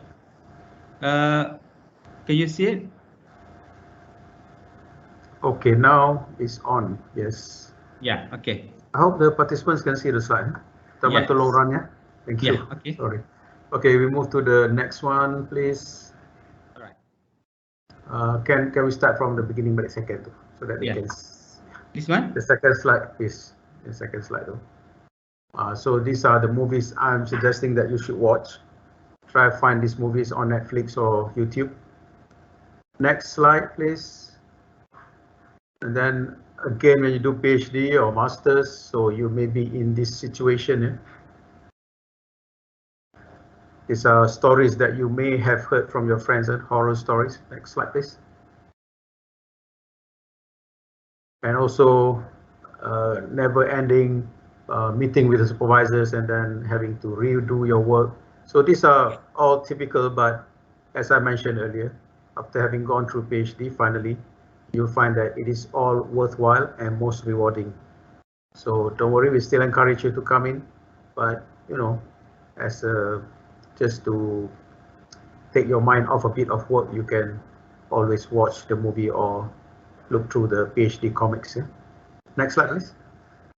So UiTM, most of you have known, we have developed from Dewan Latihan Rida right up to a full-fledged university, and we are now catering for about 10,000, I think, postgraduate students, and it is increasing. Yeah?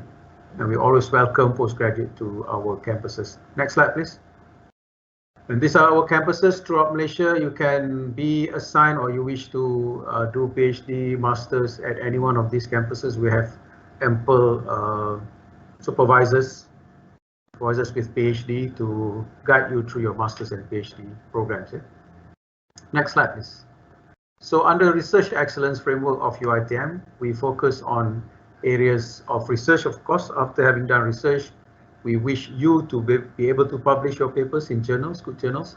And some of us have to do also consultancy. Maybe as students, you may also be recruited to do consultancy work for your supervisors. And also as a student, master's PhD student, you are always free to innovate and to, you know, use your imagination so that people say your imagination runs wild and come up with innovation. And finally, you may even be able to commercialize or market your product or your output from your PhD or master's thesis. Next slide, please. Thank you. This is just analysis of what UiTM can offer in terms of our strength in the world with regard to research activities. You can see from, if you're going clockwise from 12 o'clock, you can see it's computer science, mathematics, physics, chemistry, chemical engineering, and right down to medicine. And right on the, at the 11 o'clock or the northwest, you can find social sciences subject like psychology, art and design, basically, business, economics. They are all also actively being pursued at UiTM.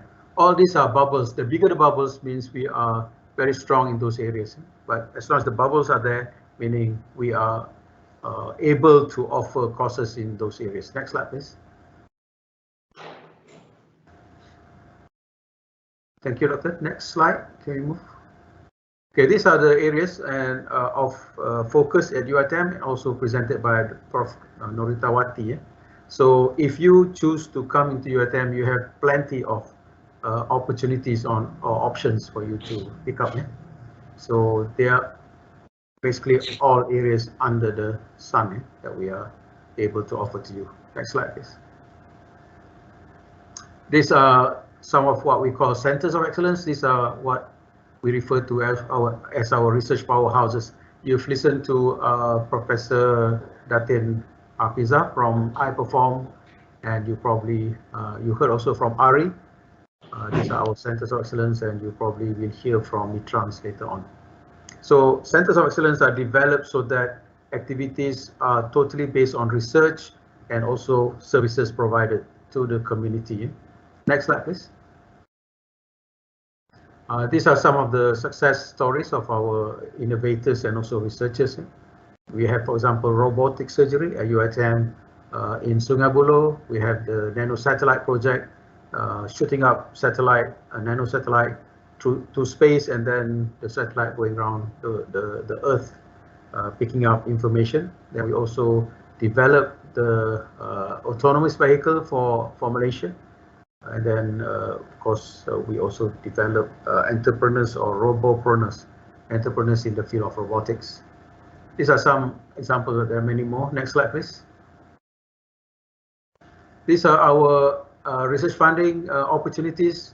We get funding both from local and also from international organizations or funding agencies throughout the world, Europe, America, Australasia, and China, and so on. So there are ample research opportunities available at UiTM. There's also one recent project with National Geographic involving Pulau Tuba in Langkawi, and this has come out as a video, and you can watch this video on YouTube. Very nice description and also photographic of Pulau Tuba. Next slide, please. So under RMC, Research Management Center, what we do, next slide, please. We basically help to our researchers to get grants, and then we manage the grant to make sure that researchers can conduct their work hopefully without any problems. And then we also liaise with the funding agencies to give out reports annually, reports based on the progress of the projects. Reports can be quarterly or 6-monthly report. So this is the organization basically consisting of researchers who are actually head of units and also support staff. Yeah. When you come in as a postgraduate student, you will deal with RMC quite a lot, in the sense that first you need to be registered with RMC when you are appointed as what we call Graduate Research Assistant or GRA. And RMC will manage in terms of paying your allowances, monthly allowances, after you have registered with RMC through your supervisors. So if you have any problems or any shortcomings, you can always refer to RMC staff for us to help you. Next slide, please. These are the 6 units in RMC, starting with the acquisition unit, the unit that is responsible to go out and get the grant to help researchers go and find money for us to do research. And then we have the operation unit. Once the money has been obtained on day-to-day basis to buy equipment, to buy chemicals, or to travel, then you come to the operation unit for claims. And then research monitoring unit basically has to monitor projects based on the requirement of the funding agencies, and we have to make sure that researchers, especially what we call the principal investigators, meaning the head of research projects, them to submit the progress report. As a graduate student, you may be asked or requested to assist your supervisor to prepare a report, progress report, for us to send to the funding agency. This is not a problem. This is not long report, just short, brief, and very concise reports. Our research data unit actually monitors the performance of our research at UiTM and provide information and data to Ministry of Higher Education and other entities requiring data on research at UiTM. Then we have ethics and publication unit, because now there is a strong emphasis on ethics or research ethics. When you do research, you also have to comply to a certain moral standard in terms of your respect to the, if you do work on human, respect of human subject. If you do work involving animals, you have to take care of the welfare of the animals. So, and when you write papers, when you do any activity during your studentship, master's or PhD, you have to abide by the ethical standards set by the university, and this is monitored by this unit. Also, this unit deals with publication or output. Once you have finished your studies or your work, your lab work, or your field trips, your field work, you want to publish papers, the publication unit can help you. Sometimes now, you know, if you want to publish, you need to pay some money to the journals, then publication unit may support your publication fee. Yeah? Finally, we have the innovation unit. Basically, once projects are seen to be of a certain potential for commercialization, for example, we will help you there. Then we push you to another unit under the Office of the Deputy Vice Chancellor for Research, which is called the business arm or PITCOM. Innovation unit also conducts annual exhibition with regard to innovation and creativity, and this normally will receive interest from many parties, and right now we are in the midst of organizing our innovation exposition, or IDEX. Next slide, please. So just for your information, if you're interested, there are plenty of research activities going on. I can tell you that right now we are managing more than 2,000 projects, and with the amount of about 110 million ringgit of research grants. So grants can be from Ministry of Education or Ministry of Science, Technology, Innovation, from other ministries. Also, there are international grants available and grants from the private sector, and we also give grants from our internal sources, internal funding. Yeah? For example, if you come in, your supervisor can actually ask for a special grant for he or she to support you to pay for your monthly salary or allowance before you manage to get other form of support. So under our special grant called Grant Incentive Penyelidikan, we can actually support GRAs or graduate research assistants. Next slide, please. This is the link to our webpage. If you have any queries, you can visit. And you can also, as mentioned by Professor Dr. Norita earlier, you can also look at our UiTM expert. But today maybe there's a bit of problem with our server. If you cannot access today, give it another few days. You can come into our expert, and you can seek or look out for your potential supervisors, either through, if you know their names, you can check their names. If you're not sure, you can check based on area of expertise or discipline of your interest, and then get to know them, and you can make queries whether they have grants or not. And as advertised by IPSIS and Dr. Aman, there is just recently we received about 20 million ringgit, more than 20 million ringgit actually, for support of about 200 plus research grants. So all of these research grants would require GRA. So I can safely say that at least there'll be 206 opportunities open. Some grants actually they can even do 2 masters project, 2 masters supervision. So they can be more than 206 actually. So I guess that's about all from RMC, and I wish to thank again IPSIS for the support. If you have any problem at all, please visit the website. Like I said, only these few days there'll be some problems, but otherwise it should be okay, where we will update all grant opportunities available. In fact, I can tell you that we are on the brink of introducing another grant to be awarded to our supervisors. in the next few weeks. So with that, thank you very much. I would welcome you all to UiTM. But again, to do PhD, just watch those movies and have an idea of what PhD is all about. Thank you very much. Assalamualaikum warahmatullahi wabarakatuh.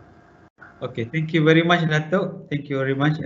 There's a lot, 110 millions of ringgit Malaysia in terms of money. Yeah? So more than 2,000 research grants are currently active in UiTM, and current opening is about 200, more than 200 GRA, which is worth about 20 million that we have, UiTM has received for last FRGS. So please take that opportunity. Thank you very much, Dato. And then, yeah, so can we go to Mitran representative, Dr. Saiful or Professor Dr. Nasir? No, okay. All right. So can we have another presentation, IPSIS itself? Dr. Hussein, are you ready, Dr. Hussein? Yes, Doctor. Okay. All right. So Dr. Hussein will explain about the process and procedure for the application before you can do your GRE application. So the last session, we going to have Dr. Umi Mashida from RMC again to brief about the application for the GRE. So, okay, Dr. Hussein, you ready now? Okay. Yes, Doctor. You can see the slide, Doctor? Yeah. Okay. So now, okay. Yeah, I see your slide. You want to start your presentation now? Yes, Doctor. Okay. All right. Okay, it's in the PowerPoint mode, am I right? Yes. It's already.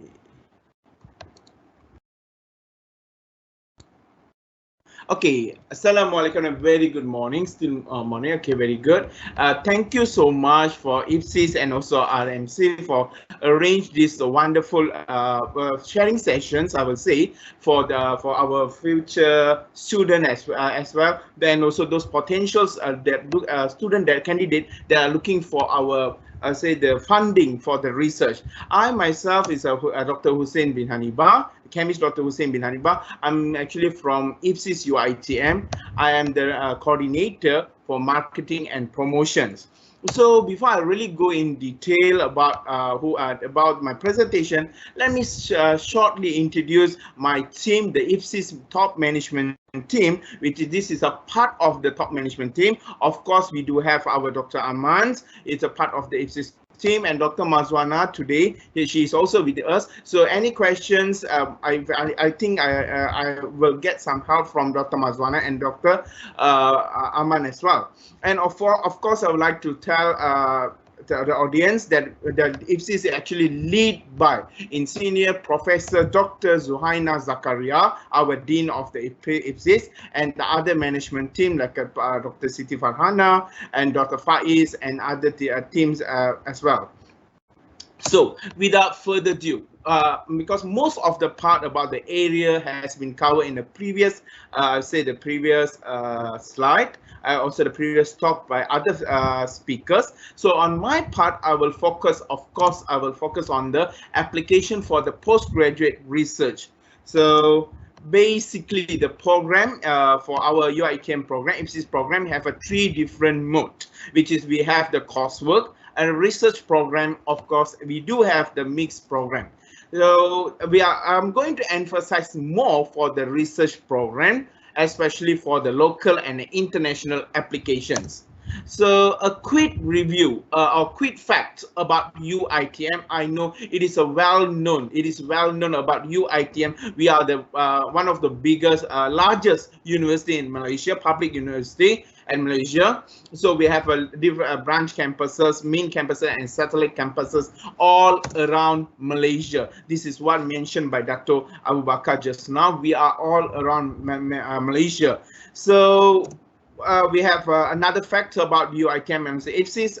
The student we have more than 169,000 students, and we have more than 800,000 of alumni, and we have more than 17,000 staff, and of course we have more than 500 academic programs that been offered.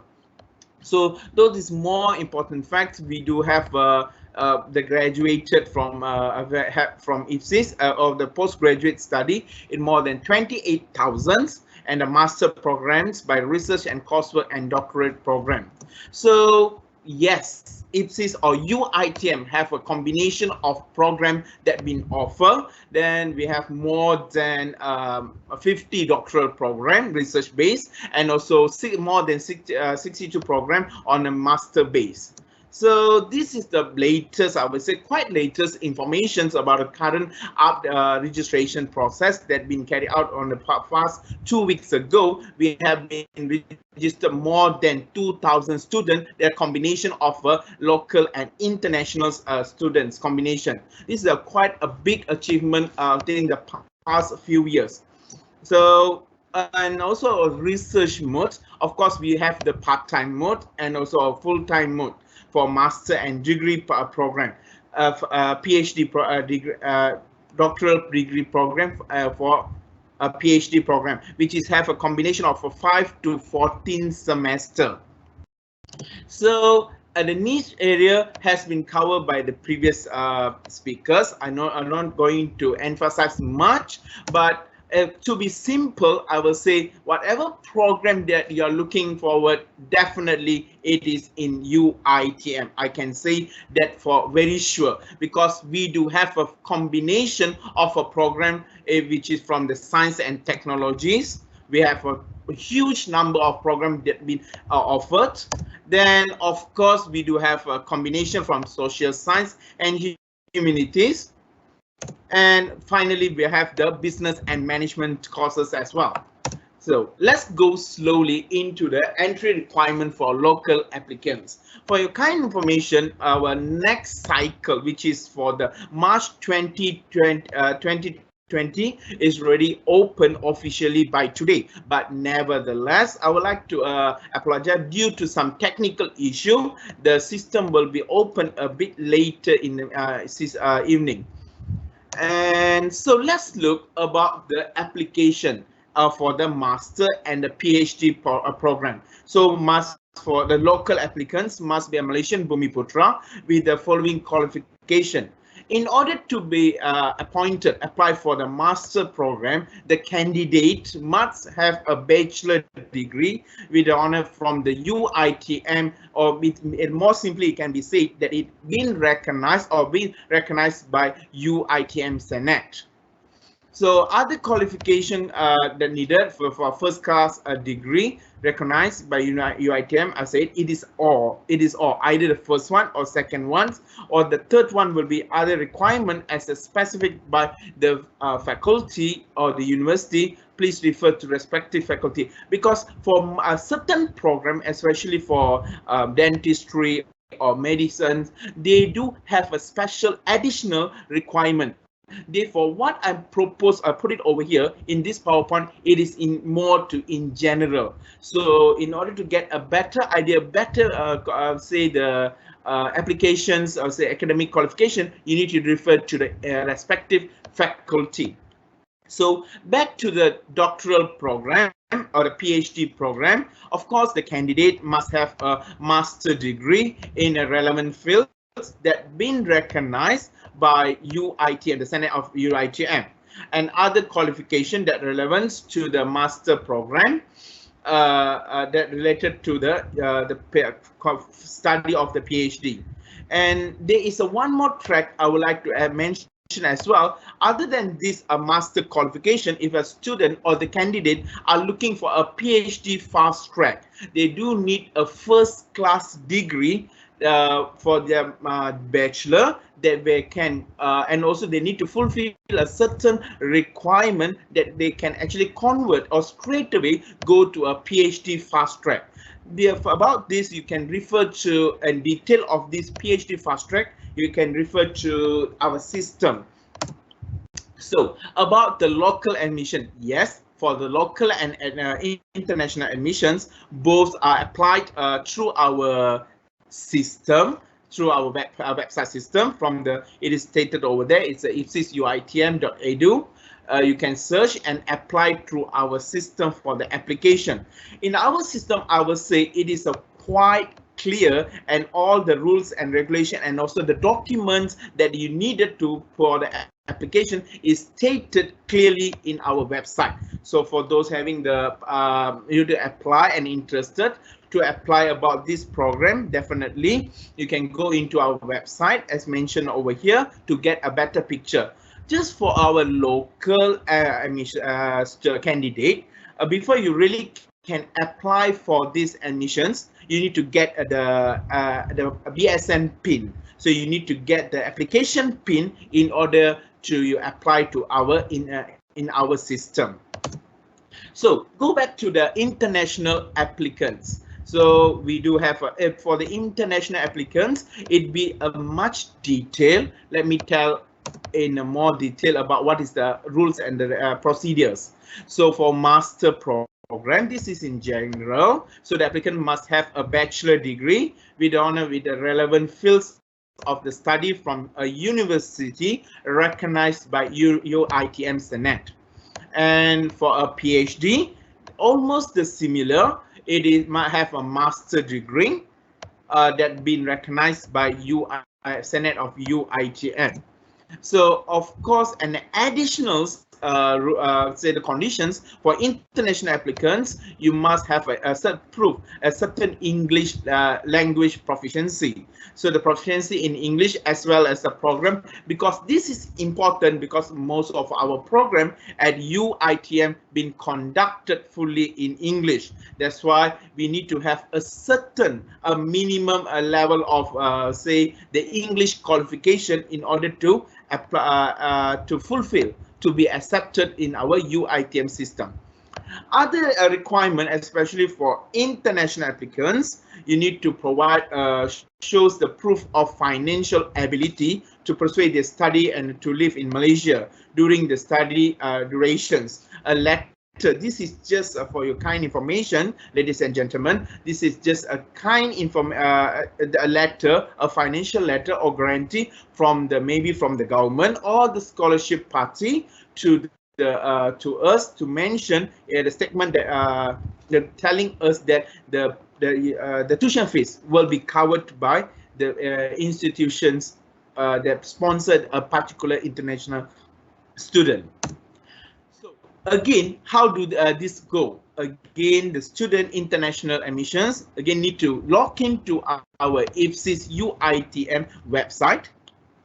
As mentioned over there, that is the link, which is the study at .uitm.edu.my.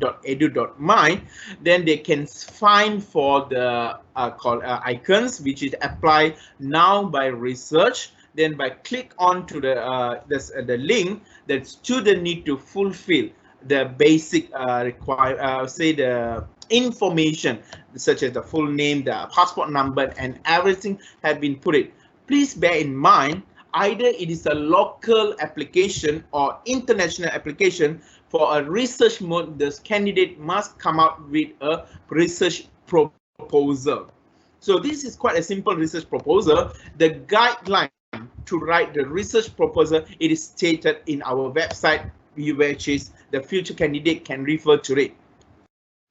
So what are the things? This is how the view of the application online link it's look like. The student need to click and fill in the necessary informations. The system will guide this the candidate step by step until they can finish the online application form. Okay, once the candidate have filled and complete the online application, that is not the end. Please bear in mind, after the application been done, the student need to submit the information, certain information to IPSIS UiTM. What are the information that we need?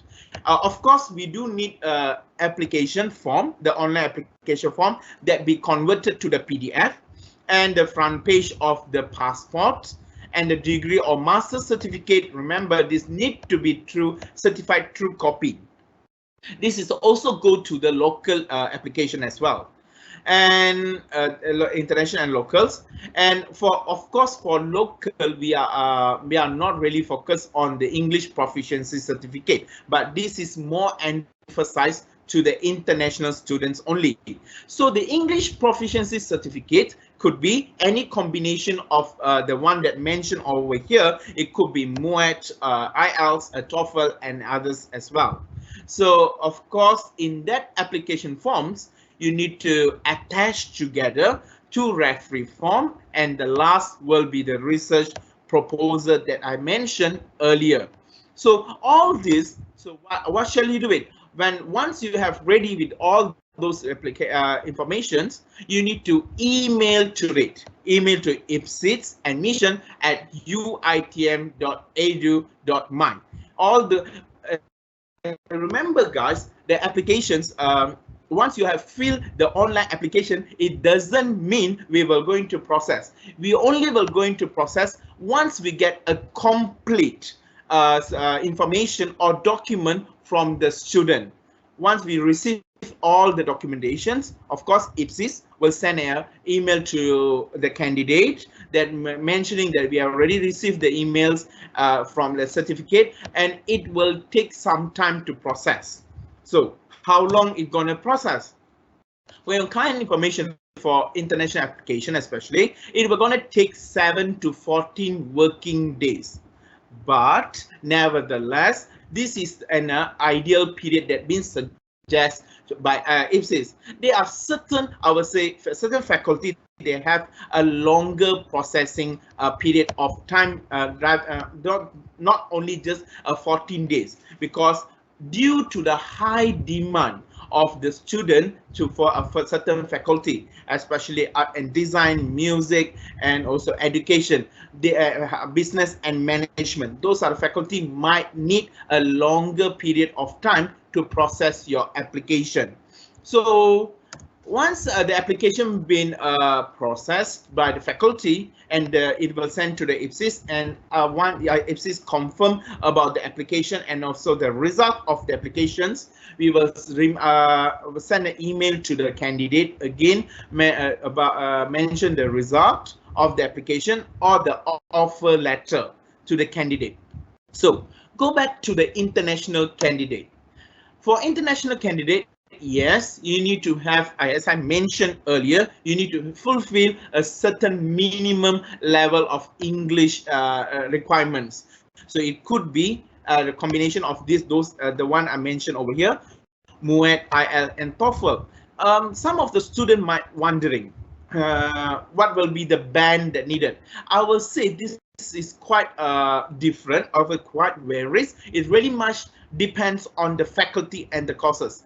Different faculty and also different program, they do have a different standard or the band for English requirement. So future candidate or the future student, please refer to the program and also the faculty to have a look and get an idea what is the minimum English requirement that needed for each different faculty.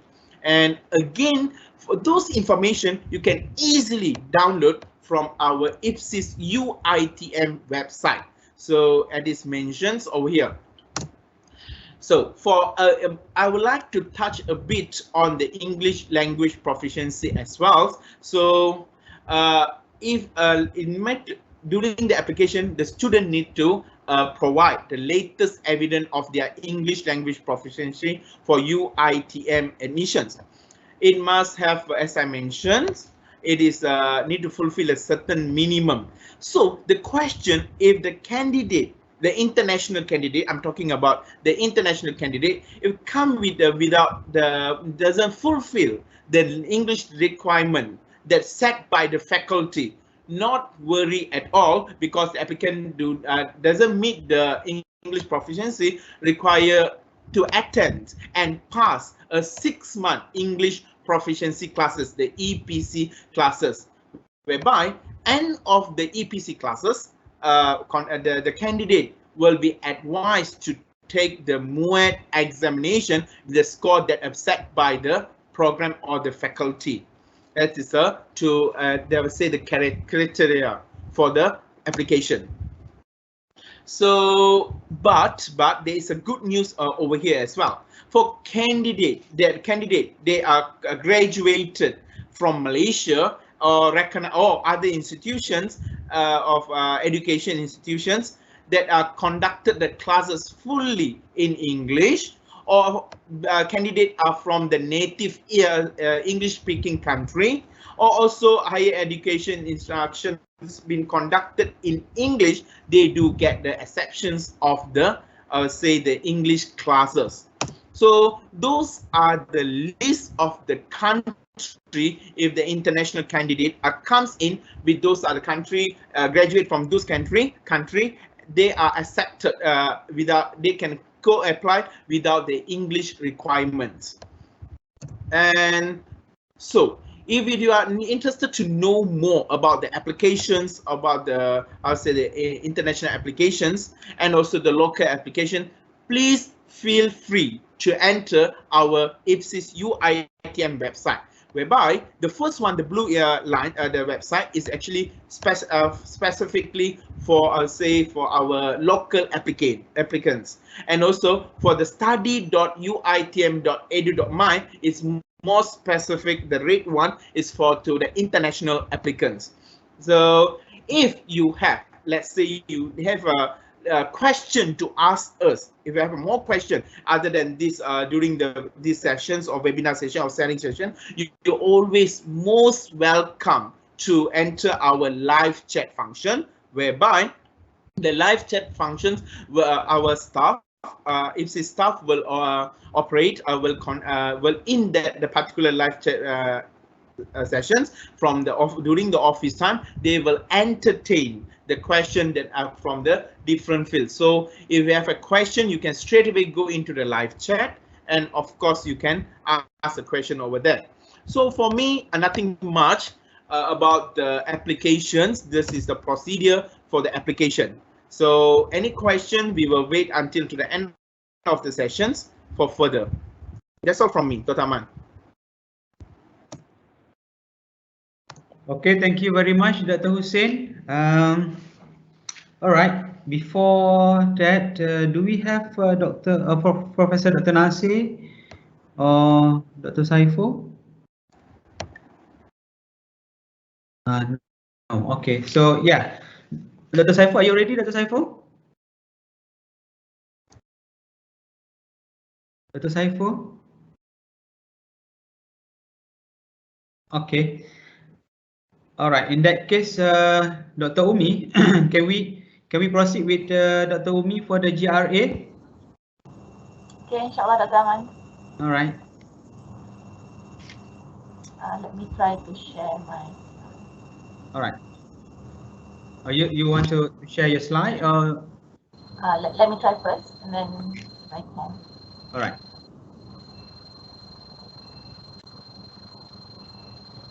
Dr. Umi, do you need my help to share your slides, or you want to do it on your own?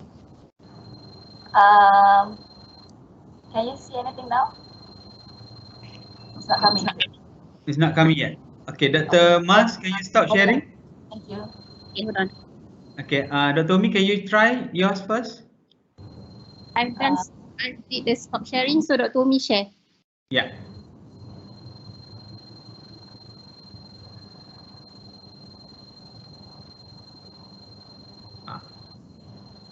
Okay.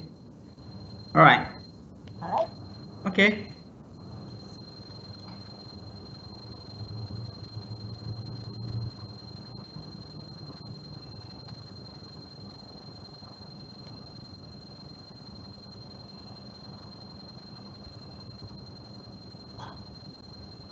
Okay, can you see the slides?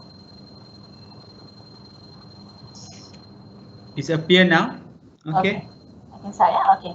Right. Bismillahirrahmanirrahim. Assalamualaikum and a very good afternoon. Thank you, Dr. Aman and IPSIS, for organizing this and for having a slot for RMC to explain on the process and procedures of graduate research assistant. Yeah? So I'm Umi Mashida from the Research Management Center. This is what I'll cover briefly today.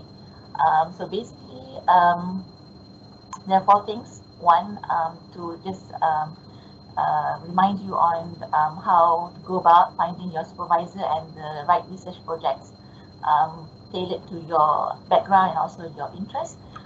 Second step is and this is just to show the flow of events that's going to take place. Yeah. So registering as postgraduate with IPSIS, as Dr. Hussein has detailed out, and then registering as GRA with RMC. So those are two different steps. Yeah. And lastly, I'll cover some useful information pertaining to the GRA contract.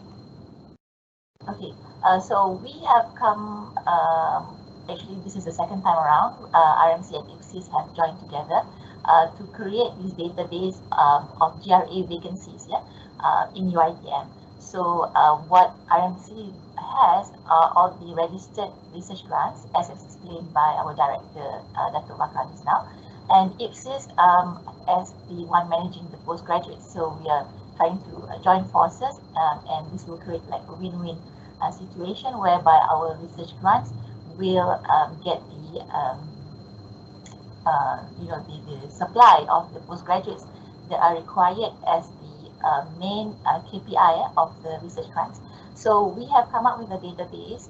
So the researchers that have research grants, they have completed this form or survey, and we can share this, yeah, on the IPSIS website. These are what you can see. Okay, so these are the informations that you can obtain from this database. So we have the name of the project leader. So in this case, I have taken Dr. Adibah Jamaluddin as the example. So you will find the contact number of this project leader, her email address, and this is very important, the faculty and also the campus, yeah, where the project leader is. So you can see that this is from accounting and in UiTM Shah Alam, or yeah, and then you have also the title of the research grant. Okay, so you can find the full title of the research grant in the database, and we've also requested that the project leaders supply the field or the keywords that are related to the research grant. So maybe you may not be able to fully comprehend the title, but at least you know that these keywords may match your interest. Okay, so you can still filter or browse and decide based on these keywords. Then we have the type of research grant, which is to show or indicate where the funding comes from. But in terms of as a potential GRA, this might not be very critical to you. Okay, so so you will just find that there are informations, whether it's from the ministry or it's from internal UiTM funding, or it could be from other sources. Yeah, and we've also included here required number of GRA and what level of postgraduate study. Yeah? So this is a master's. So in this case, Dr. Adibah requires or is looking for 1 master's student and 0 PhD. Yeah? So you can find that there are different requirements for different project leaders, and that is based on what they've sort of promised, yeah, in their research proposals. And of course, this list or this database currently is has about 120 names, yeah, or projects that are looking for potential GRE. But alternatively, you can also go to UiTM Expert, yeah, and find your potential supervisors, either using their name if you know them, or you've heard or read about their work, or you can also search by field. Okay. So the second step, once you've sort of identified who you want to approach, yeah. So basically, you have to approach the project leader. Okay, so that's why we have the contact number and email address for you to contact them immediately. Okay, so why immediately? Because you see that the number is not very big. Okay? So obviously, some supervisors or project leaders, they may want to appoint this GRA almost immediately. So the sooner you get in touch with them, the better. As Dr. Nurzihan has shared, some supervisors, they may want to conduct an interview process or whatever that is required for them to decide on which student or potential student to appoint. Yeah, so that would differ or vary according to the project leader themselves. So there is no standard requirement or flow of process, yeah, for the project leader to decide on the GRE or the postgraduate. So once you have that agreement with the project leader and you're happy with the project that he or she is offering, you can proceed with the postgraduate registration at IPSIS, as described earlier by Dr. Hussein. Okay, so then you can start, that will allow you to start with preliminary work on the project, and you can also, once you've agreed with the project leader, basically you can start with your work. But for the registration as graduate research assistant with RMC, we will require the postgraduate offer letter that will be issued by IPSIS and also your student ID. So that will come together, but that will not be like almost immediately. Okay, so you may have like 1 week or so. All right. So once you have these 2 items from IPSIS, then you can proceed with them. So registering as GRA with RMC will take place in our system, which we call IRMIS, and this has 3 main steps. Okay.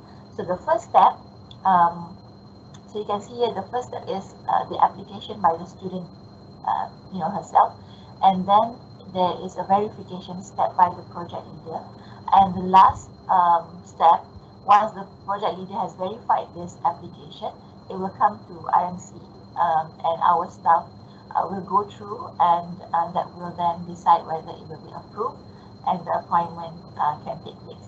Okay, so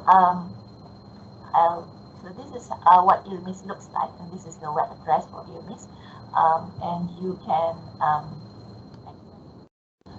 when you have your details from IPSIS, first time you should use this first time user access, and then log in and register. Okay, so once you've registered, it will save your details in the system, and then you can log in using your student ID, and there is a temporary password that you can later change under the tab personal information. Okay. Next is the application process. So what you have to do in order to start with your application as GRA is to get this information from your project leader.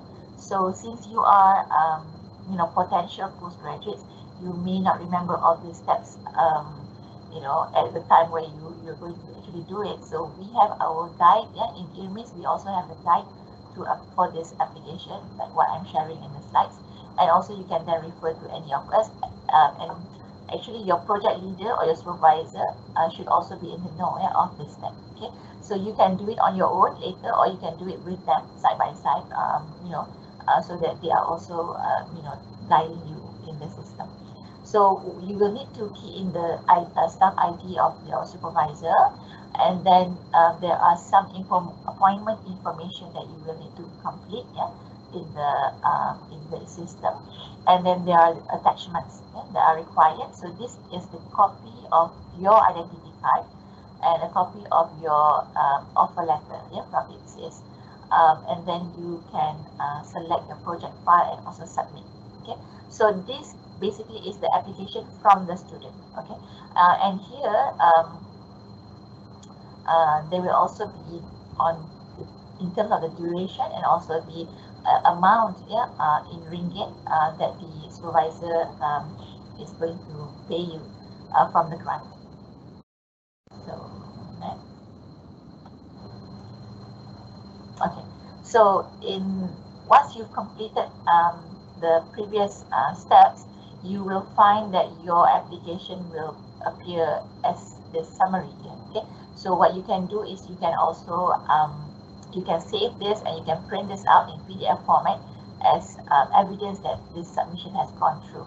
Okay, so you can see that the process date has been so this is something that has been approved, but basically once you submit your application, you can see a line and the status. Okay, so what is the status here?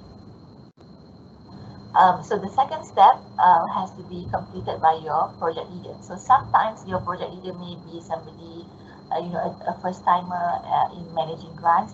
So please alert him or her that they will have to carry out this verification process. And sometimes, things are overlooked, and so it doesn't get to RMC until the verification process takes place. Okay, so again, the project leader also has to log in into IRMIS using the staff ID, and then under the left-hand side tab, there will be a verification of GRA application. Okay, so the project leader will have to select which applicant. So in the case of more than one applicant, and then he or she will have to verify certain information in the application. Yeah? So especially in terms of endorsing the uploaded attachments and also confirming the duration of appointment and the allowance that is requested. Okay. So then there will be this view that the project has been verified by the project leader. Okay, so now we know that the application will be passed over to RMC for the final checking. Okay, so here at RMC we have a dedicated staff to look at the applications that come in, and then this will be validated by also cross-checking with the grant requirements. Yeah, so there are different requirements for or different ceiling, yeah, for the allowance rates, yeah, according to the type of grants, right? So then once it's approved, the registration of the GRA to the project will be done automatically, right? And the payment and duration also as verified by the leader.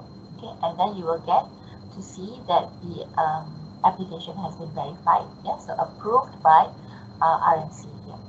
Okay, and then you can download and print the appointment letter. So that's going to be auto-generated, and that can be used by both the project leader and also by the postgraduate.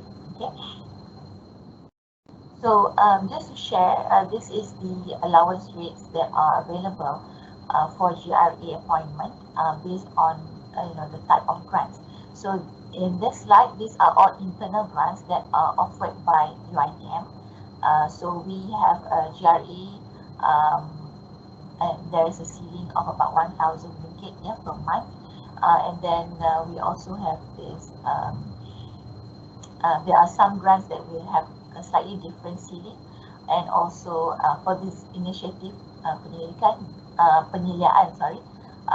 this GIP grant, the supervisors will have to identify the students, yeah, upon application. So this doesn't apply to new postgraduate students, but inshallah we hope to announce, yeah, if we can offer more grants here, so your supervisors can also apply. And for certain grants here, they do not have any allocation for GRA, so they will not be allowed. So there is a note here that says anybody, students with full scholarship, yeah, that includes both tuition fees as well as stipends or monthly allowance, are not eligible to apply for this GRA. So that is actually quite general and standard across all grants. Yeah, so if you only have a partial scholarship that covers only your tuition fees, then you can apply. Yeah, but anything that includes the monthly allowance or stipends will make you not eligible to apply for this GRA. These are the different types of Ministry of Higher Education grants.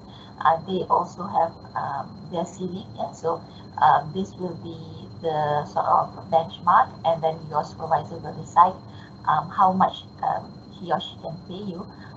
This is also depending on how much of the grant that was approved from the funder.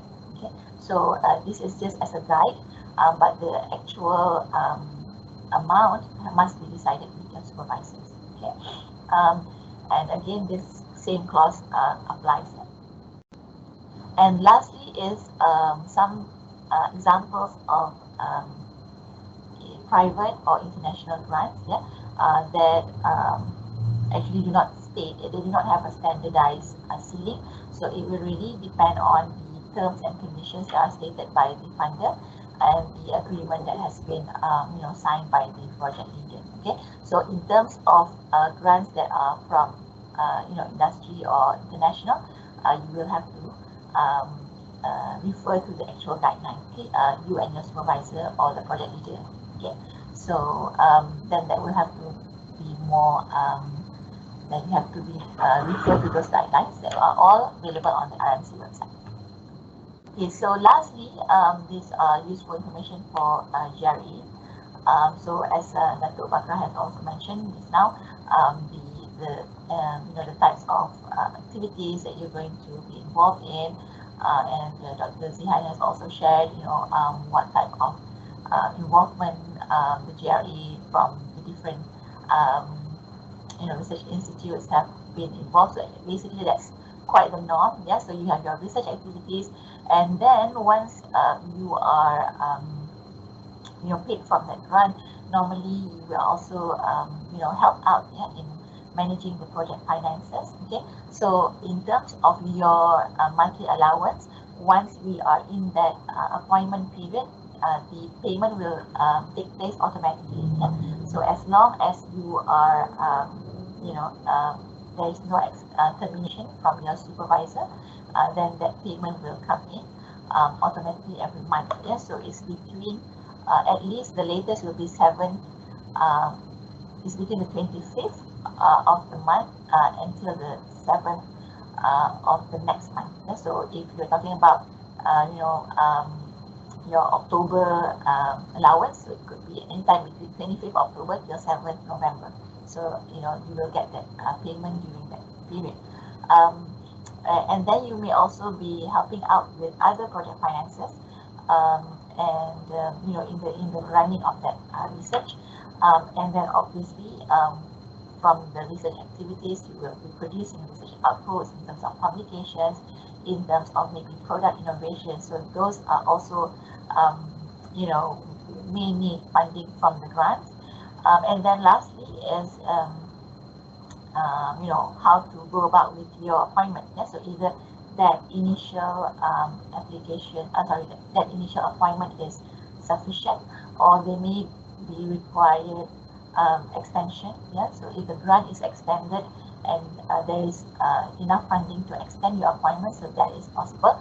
Or if you decide to suddenly terminate your studentship, or you suddenly decide to take a semester out, yeah, so that has to be updated, yeah, both by yourself and your supervisor to RMC, so that we know that the payment has to be sort of freeze, yeah? Because we are not allowed to pay for GRA that are not actively in the academic system. Okay, so this is a very important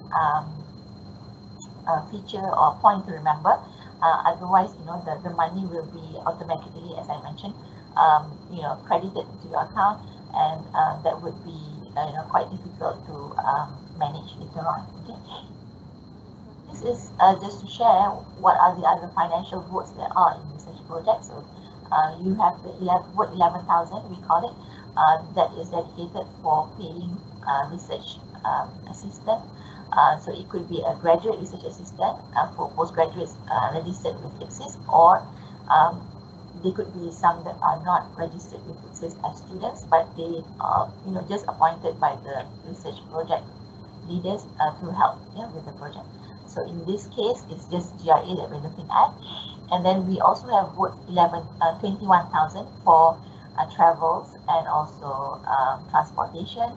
We have vote 24,000 for rental, 27,000 for consumables, 28,000 for repairs, 29,000 for professional fees. So this will include conference fees, publication fees, honorarium, and if you have services that you need to send out samples to. So those are all going to come from this vote. And also vote 35,000 for SM. Okay, so these details should be understood or should be known by your project leaders, but you can also learn about this, so that will also help you in terms of helping your supervisors to manage the grant. So lastly, before I finish, I would like to again welcome you to RMC, because we are here to really assist the project leaders and the GRA, anything that is required for you to successfully be appointed and help in this the successful completion of the research grant. Okay, so at the RMC website, we have a lot of information here. You can download our forms here under the download section. We have all our research grant guidelines here under research, and we also have all our contact details of our staff. So we are classified according to our units, and then you can find all our staff, the detail to contact them. Yeah. So you will be dealing, primarily with the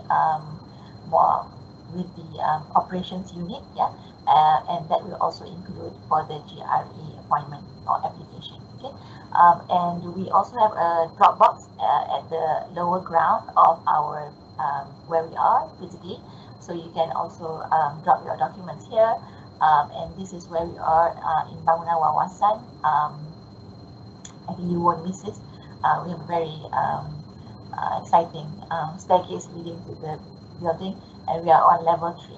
Okay, so inshallah, if you decide to join us and be appointed for GRE, then we will be seeing you very soon. And also, if you're dealing, if you decide to be under a project leader that is not in Shah Alam, so they would be at the respective campuses, and they will also have their mini RMC, which we call Research Management Unit, so RMU.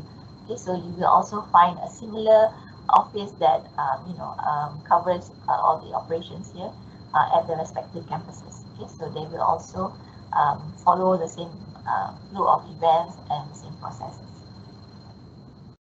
So lastly, this is the Research Operation Unit, and also the team that will guide you or assist you with your GRE application, and also the for the duration of your appointment, especially Encik Muhammad Hasim Musari. So if you have any queries, you can directly email him or call him, or come and find him here at the office. Okay, and he will be able to assist you, inshallah. That's all from me, and thank you again for the opportunity, and I wish you all the best for your hopefully successful registration with IPSIS and then later with IMC. So thank you again. Assalamualaikum warahmatullahi wabarakatuh. Back to you, Dr. Aman. Okay, thank you very much, Dr. Umi. Thank you very much. Yeah. So that's it for the process and procedure, roles and responsibility of the GRA. Okay, so before we open for the Q&A, so but basically there are few Q&A already posted there, and then if you have more questions, please do so. Please type your questions so that we can read the question to the respective speakers. Yeah. And before we open the Q&A, let me, because there is some hiccup from Mitran, so then I will try my best to just show the slide presentation that have been sent to me, and then maybe it will take about 3 to 4 minutes, and then after that we continue for the Q&A. Yeah. All right. So this is the slide that I received from Mitran. So yeah.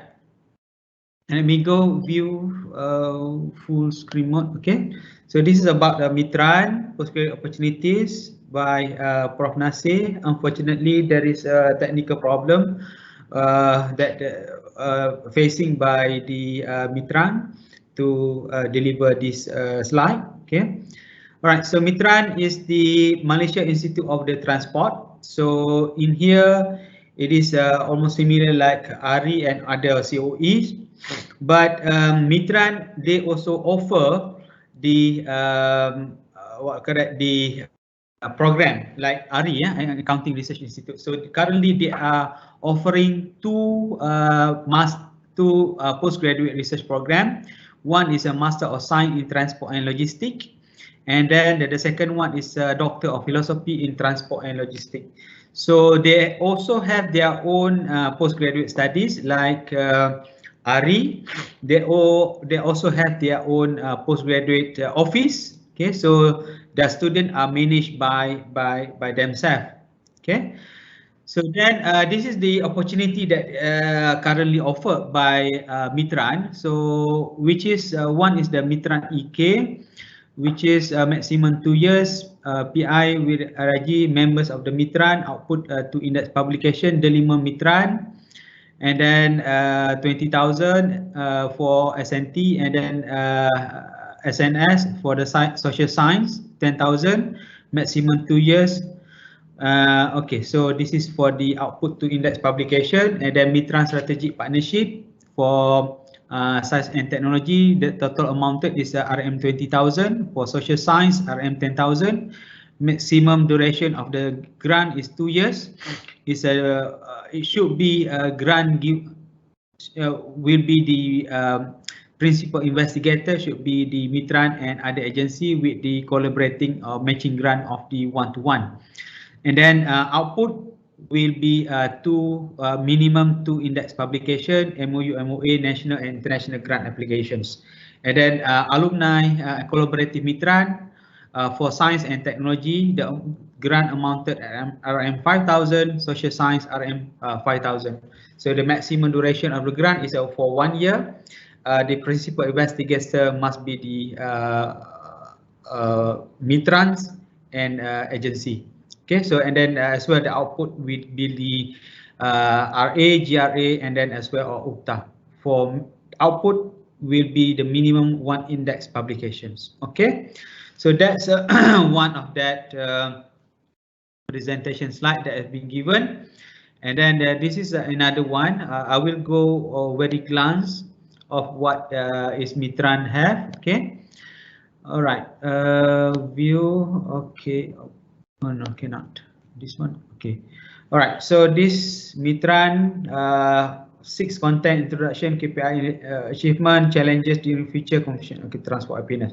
So what they are doing now, their niche area for Mitran is the sustainable transport and logistic, halal, and then they also do the CSR like Mitran STEMs, science, technology, and then mathematics, and then Mitran halal education, which is the outreach program. Yeah. And then this is what they have for the Mitran going global, visibility, research, and as well the publication. This is what they have for Mitran Halal Supply Chain Academy. Okay, so that what they are doing, Mitran is more toward the logistic and then halal supply chain. Yeah. So this is what their history, organizational chart. Mitran is the head by the director, Professor IR Technologies, Dr. Haji Muhammad Nasir Taib, and then there are 1 deputy director, and then headed by the all the clusters headed by the head. Yeah, so there are three head and 2 deputy director. Okay. So the deputy director is TS Dr. Siti Zahra Ishaq, and then associate professor Dr. Adi Bashoim. Okay, so achievement, what they have achieved from 2018 until 2020, KPI achievement, and then this is their collaborator. Okay, so as you can see there, MAB is one of the biggest collaborator, KTM, Scania. So anything related with the transportation and as well the halal supply chain. Okay, so the achievement new program, Mitran webinar series. Okay, so this is what they have conducted. Actually, they have their own webinar series conducted by Mitran to enhance the postgraduate skills. Yeah, Mitran webinar series. Okay, so let's see what they have now. Yeah, this is future. Excellence, Mitran going global. Okay, so they also have received many international students from surrounding area from the Indonesia. Okay, Mitran activities project, transport supply chain. All right, this is a UiTM integrated transportation management system that been proposed by Mitran. Publication. Laboratory services. Okay, test option. This is what they have for the halal supply chain. Okay, accreditation, CSR. Okay, so this is what the other activities to for their postgraduate students. Yeah. Okay. All right, so I think that's all for this presentation for Mitran. So I don't know, Dr. Mazwana, can we open for the Q&A? All right. Yes. So Dr. Aman will We'll read the question and then maybe speakers. Who's going to answer? Umi or Prof. Norita? Dr. Umi? Inshallah, for the ones related to IMC, I can answer. Okay. So the first question, this is already published. Okay, so let me read. Okay. All right. So first, from Sohail Makbul, I'm Sohail Makbul from Pakistan, and I have got admission PhD Business Management in September intake, and I want to apply for this GRA opportunity. Okay. So is it available for international student?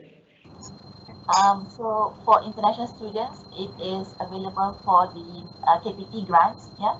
So for the just receive FRGS grants, we can offer or pay to international students. So when you look at the database, try to find the ones that says KPT grants, because for the internal grants, we will only pay for local students. Okay. All right. So it is available for the international student. For the FRGS, yeah, which is granted by the MOHE. All right, okay. And the next question, Salam, I'm Umama from FSR. How can we determine a good topic to apply for a grant for sport topic? Maybe from the sport science. Okay, we received, isn't it, the research grant for Faculty of Sport Science? Is it listed there? Okay. So it is available. Next, we're going to provide the link which all the listed research grant that required the GRA vacancy, that required GRA. Okay. Daniel, Salam, I would like to ask what is the difference between GRA and RA? Okay, GRA stands for Graduate Research Assistant. So these are students or research assistants that are registered as postgraduate students, yeah, with IPSIS, yeah, as full-time postgraduate students, research mode. Yeah. So it has to be research mode, it has to be full-time. Okay, and RA will be those that are not registered in these categories. So they're basically not UiTM students, and they're just applying to become a research assistant to the project leader. Okay. So GRA must be a full-time research student. Okay. Yeah. And also, if I can add, all the KPT grants will request for GRA. Yeah? So it's mandatory except for PRGS. So that's the advantage of the will be seen as postgraduate. Okay, most of all KPT, MOHE grant required GRA. Okay, next one. Okay, can we request full slide? That's already answered. I believe that we're going to put this into our YouTube channel. Okay, the next question, can GRA students still receive UiTM endowment scholarship or they need to choose one? So this one is depending on what is covered by the endowment scholarship. If it's just tuition fees, then yes. If it's going to cover everything, including allowances, then unfortunately not. So endowment, quite good money, actually, about 2,500 ringgit for master student, and then PhD student about 3,000. So that's for the. It's not just cover for the tuition fee, but as well for the living allowances. Okay, so I believe that they cannot apply. Yeah. Okay, so PhD student can propose to get another question. For PhD student, can we propose to get grant based on own research title, means not under grant title provided? Thank you. Yes, you can propose this to your potential supervisors, and then he or she may or may not have a suitable grant to pay you immediately. So so that has to be discussed with the supervisors, and if he or she does not have an active grant in that title, then you will have to go through the application. But I mean, it can be worked out. It's not. It doesn't mean that it's not feasible, but it just will take some time. Maybe Prof. Norita wants to add.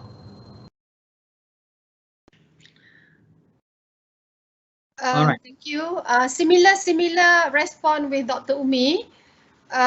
You can always propose to your supervisor upon your potential supervisor upon discussion and tally it towards the research scope that you're going to explore. Thank you.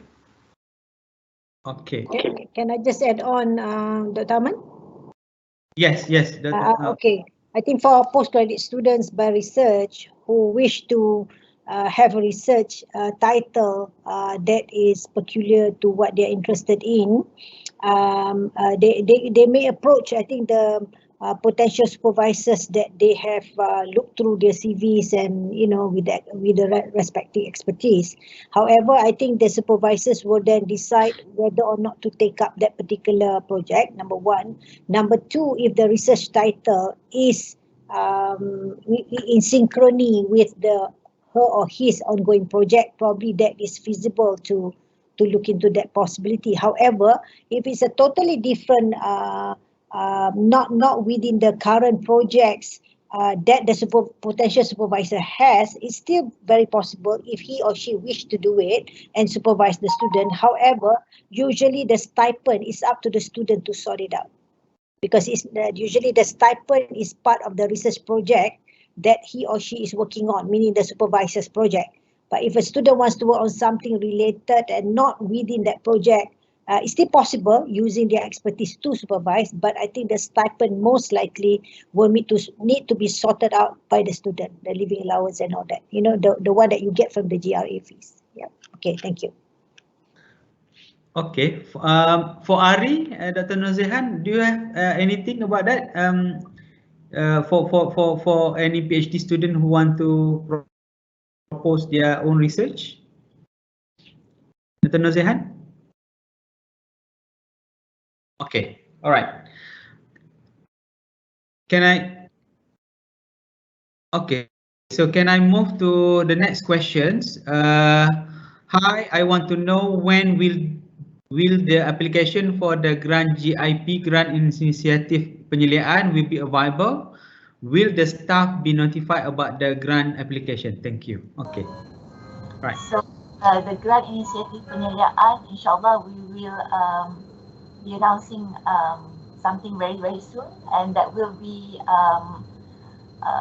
will be notified through email, and we will be having banners and usually talk to explain about how to go about application. So yes, it will be out, and inshallah it's very difficult to miss. Okay. All right. The next question is, do we have study abroad program for PhD or exchange study program? Okay, so do you have a lab collaborator? Maybe, for example, exchange opportunities to Japan or to other university. Okay, so Prof. Norita or maybe Yeah, thank you. Actually, this is not something that we can say yes. I mean, definitely, but that depends on the progress of the research. You know, jika ada, if there's the necessity to go abroad and share the facilities or to be there like 3 months, because there are some students, postgrad students, you know, based on the collaboration, they have the opportunity to go to Japan previously to stay there for 3 months, as well as in the UK part, I guess. But it's not definitely something that we can promise upfront. Yeah, thank you. Yeah, there will be a viable opportunity. Yeah, all right. Dr. Ahmad, can I add to that? All right. Yes. Okay. Just to inform that at ARI we do have sort of like a collaboration with Bulgaria. So we're having that particular twinning program between ARI and Bulgaria.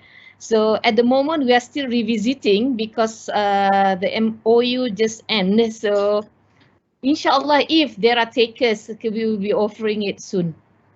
Okay, that's very good. But this however, is a dual program. I think the students need to actually just prepare some amount of money for it, because it's not going to be like, you know, paying only to UiTM, but they have to actually also pay to the university in Bulgaria. Okay. This is another good opportunity for the dual program. Yeah, dual program. Okay. All right. So we go to the next question. Hi. I would like to ask if I already discussed and my supervisor said he doesn't have problem in recruiting me. What's the next step I should do? Is it the meta application on IPSIS or still open? Okay. So Dr. Hussein. So yeah, Doctor, it is if already agree with the supervisor and future supervisor, so the student can go to the website and put all the detail, and please nominate the supervisor, the future supervisor, in the detail as well, in the particular detail, basic information such as the full name, the department, and also the email address. That will be sufficient enough. Okay, thank you, Hussein. And then next question, Assalamualaikum. The GRA application is applicable once the project title is approved and supervisors are appointed, right? Okay. Okay, so Dr. Umi, maybe? Yes. So when actually the projects are already registered in our system. So once you have your official documents from IPSIS, then log in and apply for GRA. Okay. All right. So which means that their supervisor appointment must be there before they can apply. Okay. All right. Okay, so Salam, I know if this live can be rewatched again, yes, we're going to put it under the IPSIS YouTube channel. What is the difference between GRA and RA? That's already answered, I believe. Then is about the graduate. Yeah, is about the you have to be for the GRA. You have to be the postgraduate student, full-time postgraduate students. How much with GRA for PhD will get paid? Okay. This is very interesting questions. How much will GRA for PhD will get paid? How much is that? You already shown before to me. This now. So the one for KPT grants, will be up to not more than 2,300 per month. But if you are having the internal grants, then it will not reach that maximum. If GIP, we can pay up to 1,800 per month. And yeah, it really depends on the type of grant that your supervisor has. All right. Okay, so first is depend on the type of the grant, and the maximum for the KPT grant, MOHE grant is about 2,300. Okay, internal grant 1,800 for PhD. Okay, and then the final question, can I apply for RA after completed my master's, my MSc? Okay. Yes, for RA, yes, and that is really between you and the project leader. Okay. All right. So I think we are overrun about 46 minutes. sorry, 36 minutes. Yeah. Do we have any question, Dr. Mas? At the moment, no. Everything has been answered. All right. But to highlight that for the attendees, kindly fill in the attendance and survey form. I've shared the link at the chat comment, at the comment section. Thank you. Okay, so I think that's all. And then I would like to thank to all our respectful speakers, Professor Dr. Abu Bakar Abdul Majid, Professor Dr. Noritawati, Professor Datin Dr. Hafizah Muhammad Nawi, Professor Associate Professor Dr. Nurzihan, Sarifah Nurzihan, Dr. Dr. Umi Marshida, and then as well Dr. Hussein. Yeah, so I'm from the behalf of the IPSIS would like to thank you to everybody for attending this session. So all the best to you for the application of the GRA and as well for your study. Yeah. Okay. So I don't know. Maybe anything want to say from speakers? before we end our session? Prof. Noritawati, Prof. Hafiza? I just would like to take this opportunity to thank organizers, at the same time to wish all the prospective students all the best in terms of preparing yourself for as prospective postgraduate students. From iPerform, we have 8 vacancies, as I mentioned just now, 2 potential PhDs, 4 masters, 2 PhDs and 2 RA appointment. We will give our slide for the contact persons and website to Dr. Aman and IPSIS. Yeah, so that's our contact point. Thank you very much. Who are interested to apply for interviews? We will conduct interviews for prospective candidates and send in your resume if you are interested to be considered, and we'll call you for interviews. Thank you. All right. Thank you very much, Prof. Datin. Prof. Norita, Dato? Yeah, Prof. Norita, okay. Yeah, thank you. Thank you, IPSIS, for these great sharing sessions, and to all potential postgrads of UiTM. Yes, please do join us to have your sharing experience and to be part of us, inshallah. Thank you. Okay. Associate Professor Dr. Nozihan.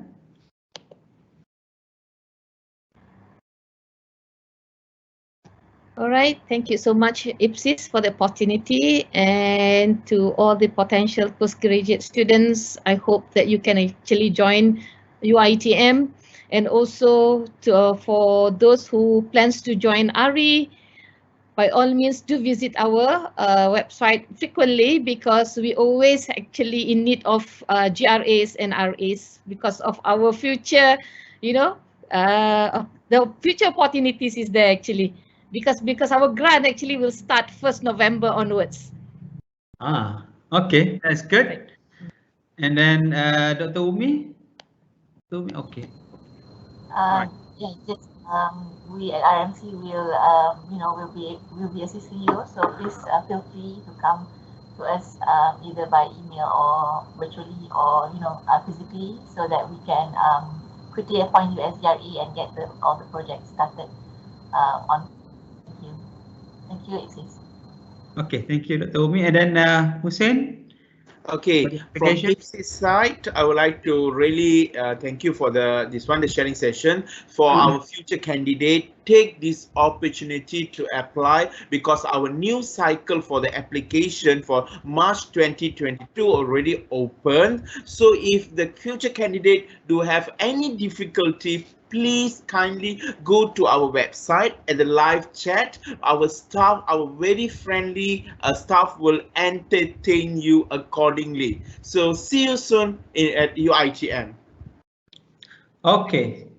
All right. So thank you very much, Dr. Hussein. Thank you very much to all the speakers, Prof. Datin, Prof. Norita, and Associate Professor Dr. Sharifah, Dr. Umi, and Prof. Dato. Yeah. Okay. So that's all from us, and all the best to you. Okay. Thank you, Doctor. Thank you. Thank you, Doctor. Thank you. Thank you. Assalamualaikum. Salam. Thank you.